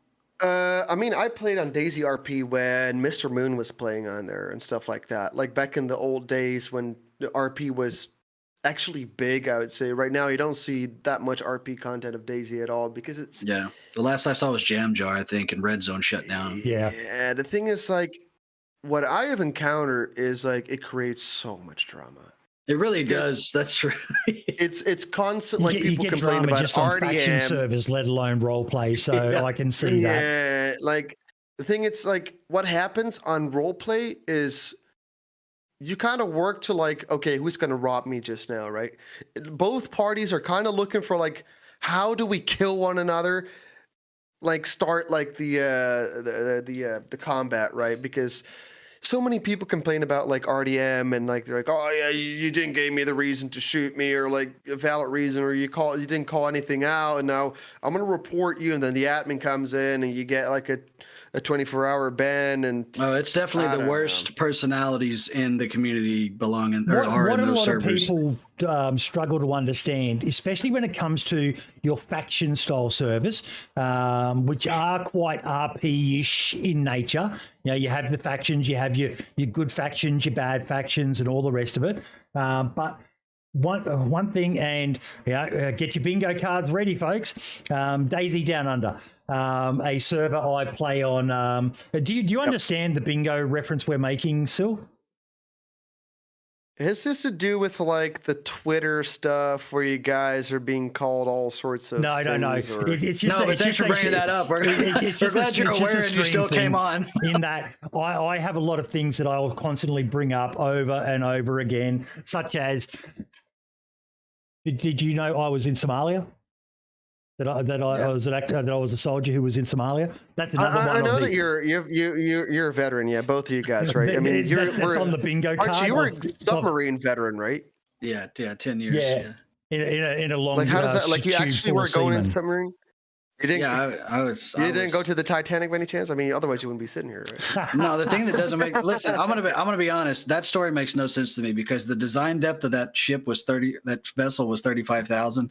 They went to 25,000 and blew up. That means the design depth was wrong, or and someone had to have intentionally sabotage the structure of the superstructure. But anyway, not going into that. Yeah. No. I love that. It's a cool story. I did. I could keep that for another time. But yeah, I did. We played podcast bingo whenever I say something that is a catchphrase sort of thing, such as there's this server I play on called DayZ Down Under, or did you know? I bring up an army reference. He brings it up every stream. That's why they play bingo now to see how many they can cross off every episode. I've lost my train of thought. What the fuck was I talking about? Probably Somalia. Oh, yes. Yeah, exactly. What were we just talking about? I lost my train of thought. Down Under, RP, community drama. So, you're always going to have that issue because a lot of people can't remember that you don't always have to have a W to have a good experience. Some of my favorite experiences in DayZ are when I was betrayed by someone who had stayed with me the whole time, or when I got raided by a faction and they left a note. And most people, when they get raided, they get butthurt over it. It's like, and then it becomes personal, and then they take to the Discord and they start fucking all that sort of shit. And I hate seeing that. It's like, yeah, it sucks, but end of the day, guys, it's just pixels. Yep. Build, learn from it, get revenge, come up with a great story. It's one of the things I love about you guys and the type of videos you do, Syl, with these stories. JLK is a master at it. These 50-minute long videos that, by all rights, difficult down, should not have the views that they get and the retention that they get. But because he's a master at storytelling, a master at editing with his recreating scenes and all the rest of it, you want to stay. He has the highs, he has the lows. When he died, when he had all the gear that he needed to do the raid, or his base got, and he incorporates that in and turns it around and makes a great event of it. For 99% of DayZ players, I challenge all of them to remember all of the kills they've had. They won't be able to do it. They'll remember a few, that epic 1,000-meter sniper shot, or the time they squad wiped 5 blokes as a solo at the fucking Northwest Airfield with only a Makarov or something like that. But they're outliers. The general average PvP kills and deaths you suffer, you forget about. But those interactions, those crazy, like whether it be Archie convincing people to fucking do a certain sequence of events that ends up in them committing suicide, thinking they're going to get God fucking admin powers. I don't kill people. People say I kill people. They kill themselves. Yeah. But that's the sort of shit that makes this game memorable. If you just want to kill people, go play something more suited to that, or find a DayZ server that is focused on that. But for me, like with the base I'm building at the moment, I've got generators sitting on top, up on the roof with floodlights. Every time it goes night and I'm on, I turn them on, just in the hope that the reason I do that is in the hope that someone who doesn't know about my base is going to be walking along and they're going to go, what the fuck's that over there? And they're going to come across this. I hope to God I can finish the construction of it, because I want to turn it into a veritable fortress, and I want someone to come and raid me eventually. Because that's so funny that like all people in your age group play DayZ the same way. I love it. They all go on there and they homestead, and could you imagine walking up to a base with all these lights and just hearing, hello? Yeah, hang about. I'll open the door for you. Hang about. Let me just do the lock. I got some chicken in here. But you a lot of people, they get angry when they get KOS'd. You don't know why you were KOS'd. We talked about this a bit earlier, Sil. It's frustrating, and I've gone on some memorable rants about it, but there's so many reasons. That person, you could have scared the shit out of them. That person could have just had someone shoot at them, and you've just logged on, and you didn't know that you've logged into the middle of a long-running 20-minute gunfight, and they suspect they might be holding someone up, and then they see someone, and that person said, I don't have any friends, and then they see someone. You see someone when you're holding someone up, you're thinking, you lying fuck, you're in Discord, so they're going to shoot whoever it is.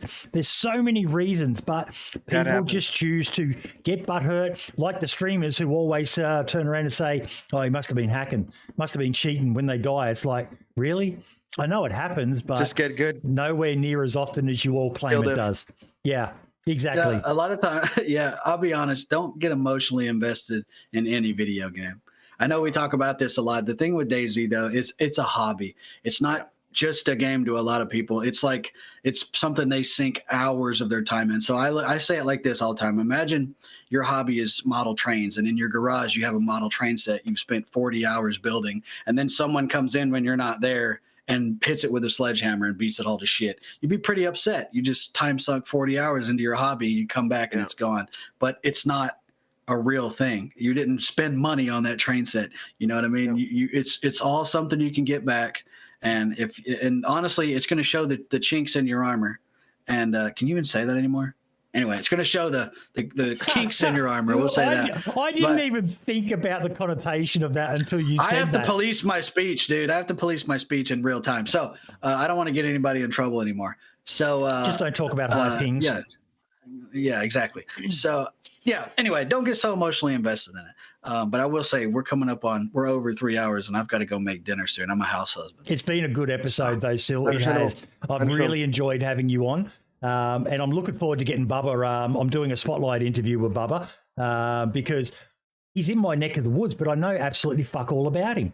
I'll be excited. Busy with his studies, I believe. Like he's also quite like invested with his studies. That's why he's also like up and down with his like output of content. But overall, he's a great guy. I love him. He's a very cool dude. Unfortunate that he lives so far away. No. I mean, we video type like face called. Kinky. Like hey, if we're like super hammered. If DayZ did a 10-year event in the Czech Republic, would you go? If they did if they did an event or something, because this like year is the 10-year anniversary of DayZ. December 23rd or December 17. I should know this, but is the anniversary of when DayZ Standalone was released. So I've got my fingers crossed. I'm starting to lose faith that they may do something because you really want to be getting that information out ASAP, because for a lot of people that's a big investment to travel all the way there. But I would bend over backwards to try to get there. I would I would lose my shit if they had a DayZ convention to celebrate 10 years of it. I don't think they should host it like in Amsterdam. That's where the Bohemia headquarters is. It's more fun, man. Amsterdam is a cool place. Yeah, but I would love to go to the Czech Republic, because then they could do like a bus tour, and we could go out and visit all the landmarks that you see the likes of Fairly Infected did the tour, Toperex done one. Go see Green Mountain Tower and they're doing that right now.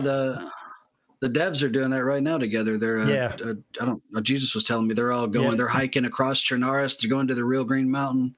They do stuff like that. I don't know. I don't see American companies doing that much. But I mean, I was in the military for 10 years. But that's the only real job I've had. The team building exercises they do them all the time. Like it seems like once a year they're doing them.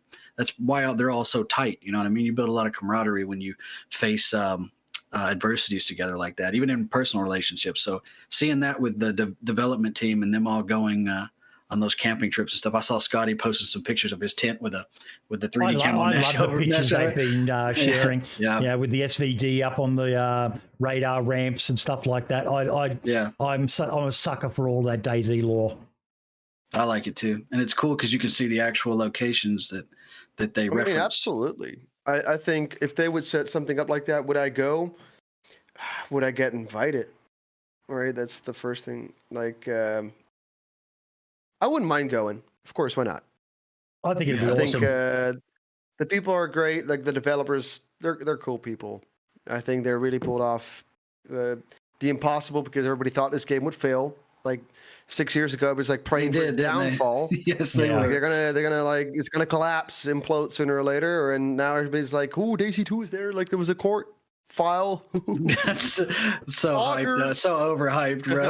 Wait, actually, quick question. What was your take on that? We talked about it last week, but I won't tell you what we said. What was your take on everything that came out?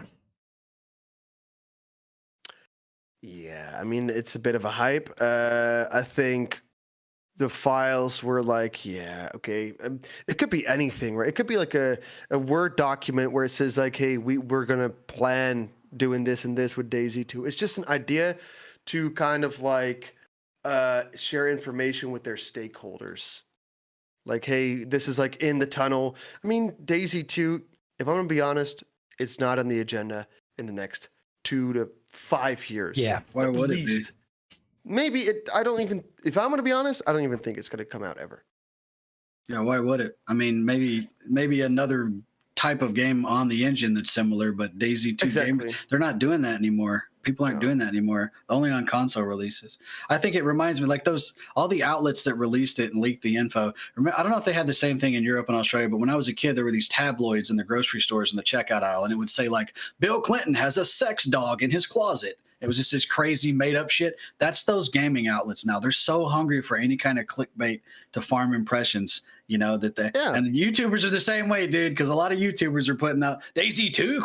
Here's what I know. And it's like, okay. I made a video about this a year ago. Yeah. And it didn't really, it was my first comeback videos that I did. The first video is like, how did DayZ save itself from dying? And then the next video is like, will there ever be a DayZ 2? And I speculated that there would be a DayZ 2. Because if you think, like, of course, like I have a marketing degree right now. Marketing degree, it would be a good standpoint to do. They will make a lot of money. Oh, yeah. You know what's a funny thing? I haven't told you guys because I kind of feel like we're rounding up things here. It's getting late here as well. The coolest thing, and it's not a lot of people might not know that, and he's in the chat, is Starwind. I'm not sure if you see him in the chat. Yeah. That's my dad. Hey, there you go. You did a good job with this one. I don't know how your other boys turned out, but this one's pretty good. Starwind is my dad. He's my moderator. He's been there since day one, and that is awesome. He's there to support me. That he is because it's something I hear so much that particularly a lot of people from my generation and older struggle to relate with the gamers, but. Your dad, I'm going to guess, is probably a similar sort of age to me. I'm 50. He's older. He's 62. But he was there when gaming fucking first started, being this something you could do at home and not just. My dad grew me up to become a PC gamer. Yeah. Yeah. Like. Must have been nice to have a dad. Shit, man. No, I'm kidding. And there goes the vibe. That's awesome though that he supports you like that, dude. That's so cool. No, I appreciate that. I'm very blessed to have a dad like that. So he's a great support. It's been amazing for me bonding with my son. My son's 22 now, and we play very different games. We used to play DayZ together, but he dabbles in it every now and then. But he just prefers to launch his own server on his computer and just run around and check out what's new. He's more of an Arma fan, but. Yeah, I love having that in common with him, and it's awesome that your dad's actually involved in what you're doing to make some money as well. That fucking warms the cockles of my heart. My mom used to watch my streams, but I make fun of her too much, so she stopped. But it's still cool. Like, I mean, I think it's the most important thing to do as a parent. Like, invest into what your kids are doing, and kind of yeah, because that's what doesn't happen too often. No, and I do that with my son. I completely agree. When I was growing up, I'm 32. Being a gamer was like nerdy, dumb. You're wasting your time. You should be playing sports, blah, blah, blah. That's children. Sports are kids' games. I'm sorry, they are. They're just adults playing kids' games, right? Yeah. Video games can be the same. Like, why is there a correlation with video games being childish and immature, juvenile? Like, these you can build an online community of friends that are always there to hang out. Discord is the new dive bar. That's how I look at it. So when I see my son building a community and playing on Roblox and playing on, BattleBit and all those other games, I try to encourage. And when he makes his own content and he comes and shows me like, look, I made this thumbnail, I'll give it criticisms, but I always try to reinforce his creativity and his desire to go out and do that, instead of the people who told me like, oh, why don't you go find some friends and play basketball? What the fuck am I going to get from that? Sweaty, like, I mean, and don't get me wrong, I played sports, but they were they almost do some videos with your dad playing. I think that would be fucking awesome. You and your dad playing DayZ. Like, one of my favorite videos on my channel. It's got fuck all views. I think I've got to re-upload it to my new Boydie73 channel. It might be on there, I'm not sure. But Father's Day came early for me, and it was my son and I played a game of PUBG before he got the shits with the game. And we had, I'm not, well, fucking everyone who knows anything about me knows I'm not a good PvPer. But I give it my best, and I've got my background, so tactically I'm pretty above average. I just lack the mechanical skills, but we pulled off a chicken dinner, and playing it with my son was one of the greatest moments of my life. I still go back and I watch that video every couple of months or so just to listen to it, because it's funny. It's that relationship that only a father and son can have, where I'm doing my things, I'm getting my shark eyes and I'm focused, and he's trying to give me information, and you can hear him literally, Dad, are you listening to me? And he's getting angry at me. It makes the vibe of the video. I fucking love it. I would love to see a father and son playing DayZ together, and I think that would be content that, whilst it might not appeal to the masses who just want to see PvP and other sort of content, I think you would find there's a niche community, especially amongst us older farts, who would love to see a father and son playing. And it sounds like you've got a pretty good relationship, so I imagine there'd be a bit of argy-bargy and a few good-hearted insults. Of course. I mean, we did a stream, 2 streams together. The first one was like a cooking stream. That was really fun to do. And another stream where I think that's when I was on Twitch with, like, if I reached 300 subs, my dad was going to shave me bald, and I think I got it in like an hour or so. And then he was like creating a whole show, like, we're going to scalp him. And it was so much fun. That's cool, man. That's cool. That's really cool. I like watching when Marks plays with his brother. Yeah, that's cool too. True. Yeah. I played Generation Zero with my son because he doesn't like DayZ. He says it's Rust for boomers, but we play Generation Zero. It's like a survival game with robots and stuff. It's pretty cool, but it's the same vibe. I love it, man. I love it. Southpaw just said in chat, I'd be quite a sight watching my dad with his Parkinson's play DayZ, provided he's comfortable with doing it. I think that'd be awesome. Look at what's his name? No Fingers Ferris. The guy probably good at Mortal Kombat. The guy who's got like severe paralysis or cerebral palsy or something. And that's like that like breathing thing. Yeah, where he plays like, with the bins. Oh yeah, I saw him. Look at the audience. He is fantastic. Insane. Those limitations are not like nothing is a limitation. I'd say. Turn an obstacle into an opportunity. He monetized his disability. That's badass. A lot of comedians do that. The best jokes are when you self-flagellate in front of everybody. Also, Terry Crews said in chat that you make him hard too. I just wanted you to see that. Hey, I'm scrolling for that comment. You liar. No, it's right there. Terry Crews, Boydie, you make me hard too. I just wanted you to know it's above. My grandson is the next Wally Fingers MLB legend there. That's good. Somebody took the time to change. Oh my God. Can you guys not see that? Or am I tripping? It's right there in chat. I don't see that. So Starwind, good podcast up above that. All right. I'm going to screenshot it here. I see that. Okay. Yeah. Boydie said, he always says I'm lying. I can't see it. I want to see it. I want to see it. It's Terry Crews. I'm 50 years old. I don't have a Viagra subscription, so I need anything to get me going. I'm gonna screen snip it here. I'll share it. All right, guys. I'm gonna call today here. Yeah, I think late here. Thank you so much, Sil. I wish you and the lads all the best. And absolutely. keep doing what you're doing, because I've been a big fan of your little clique over there, just doing your thing. You don't really seem to get involved in any drama. You just do your thing, and it's an admirable approach to being online in a very toxic online. I see it now. Terry Crews, I'm here for you, Boydie. Terry, love you. Thanks, Syl, man. It was a great conversation, bro. Hey guys, thank you so much for the invitation. I loved it. Thank you. First time being on a podcast, and it was actually a lot of fun. So you're streaming on YouTube? Yeah. And we're gonna put your link in chat. I've been posting it a few times. Okay, There's everything there: Twitter, Twitch, and YouTube. Twitch I don't use anymore, but it's fine. I appreciate it nonetheless. Yeah, check him out on YouTube. He streams pretty regularly on YouTube. Yeah. For now, I stream always on Tuesdays and Thursdays, just because of my studies. But I'm planning on September. I'll be there full time. So yeah. Looking forward to it.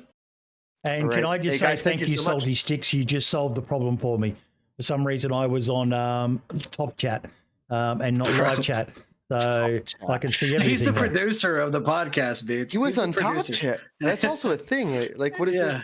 Top Chat is when it cuts out the bad language and the foul stuff. I didn't even know that was a thing. I was like, what's he talking about? I was like, there's that. I was on Top Chat as well. You got to go to Live Chat. Top Chat only feeds you the stuff that, if you say kill or punch or something like that, terrorist, it'll block that out. It's filtered.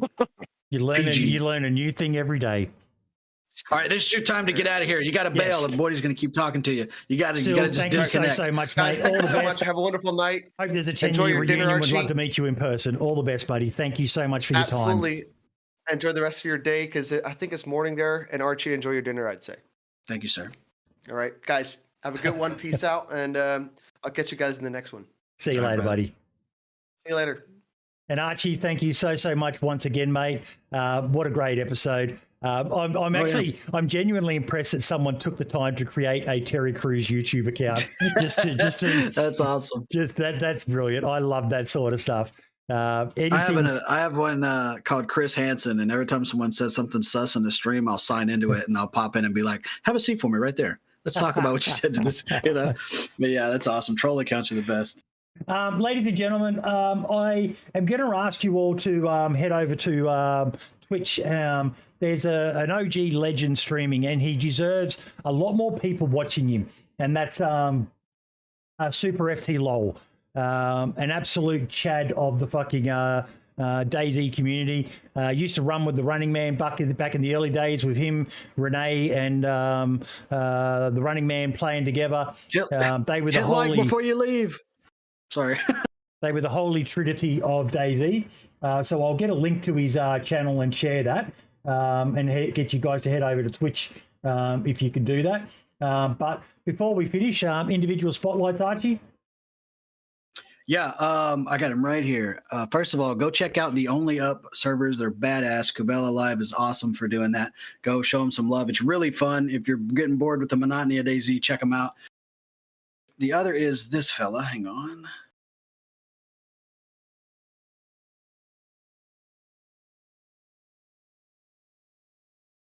I pushed to talk on. Sorry, Hawkin123.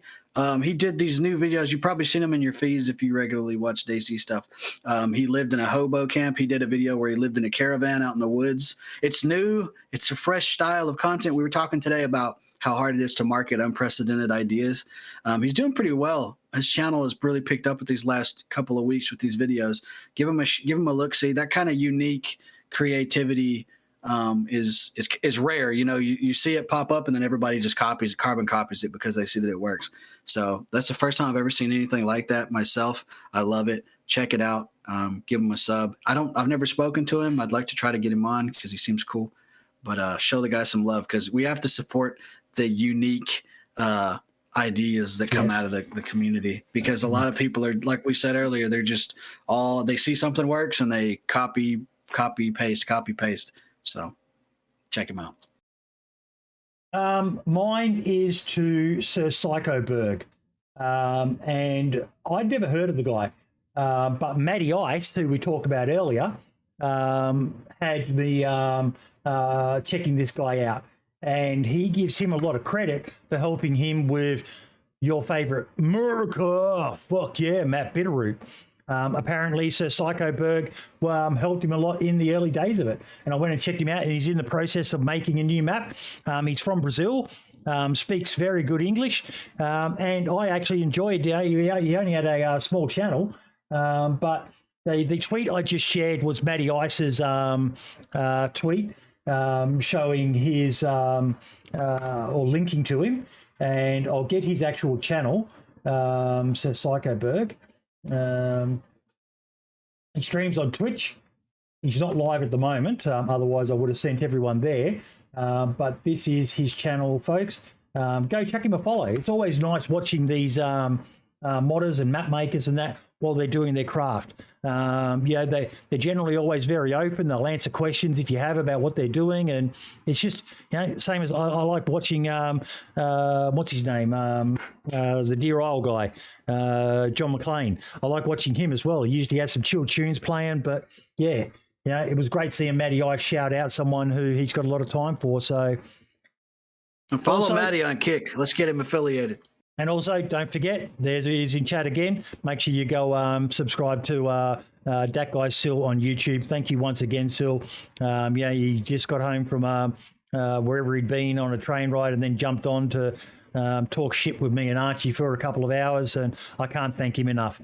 I can't thank anyone who still wants to come on this show enough. It means the world to me that you are still supporting us after all these years. So thank you all so much. Quick shout out to Facility, became a member. Buddha with the resub. Facility also with the raid. I can't thank you all enough, ladies and gentlemen. So head on over, check out Super FT LOL. The link was shared in the chat. I'll grab it again. Back to YouTube. No, that's not what I want. There we go. There it is there. Head on over there and mods, give him some mods love. should be doing that. What are you doing, mods? What are you doing? Making the producer do this? We're pretty we're pretty flex here, but yeah. All the best, everyone, and we will see you next week. Next week's guest is the Division. Not the game, but the creator. So we'll be able to chat with him about what he's been up to. And yeah, see you all same time, same channel. Ciao for now. Hydration. Hydration.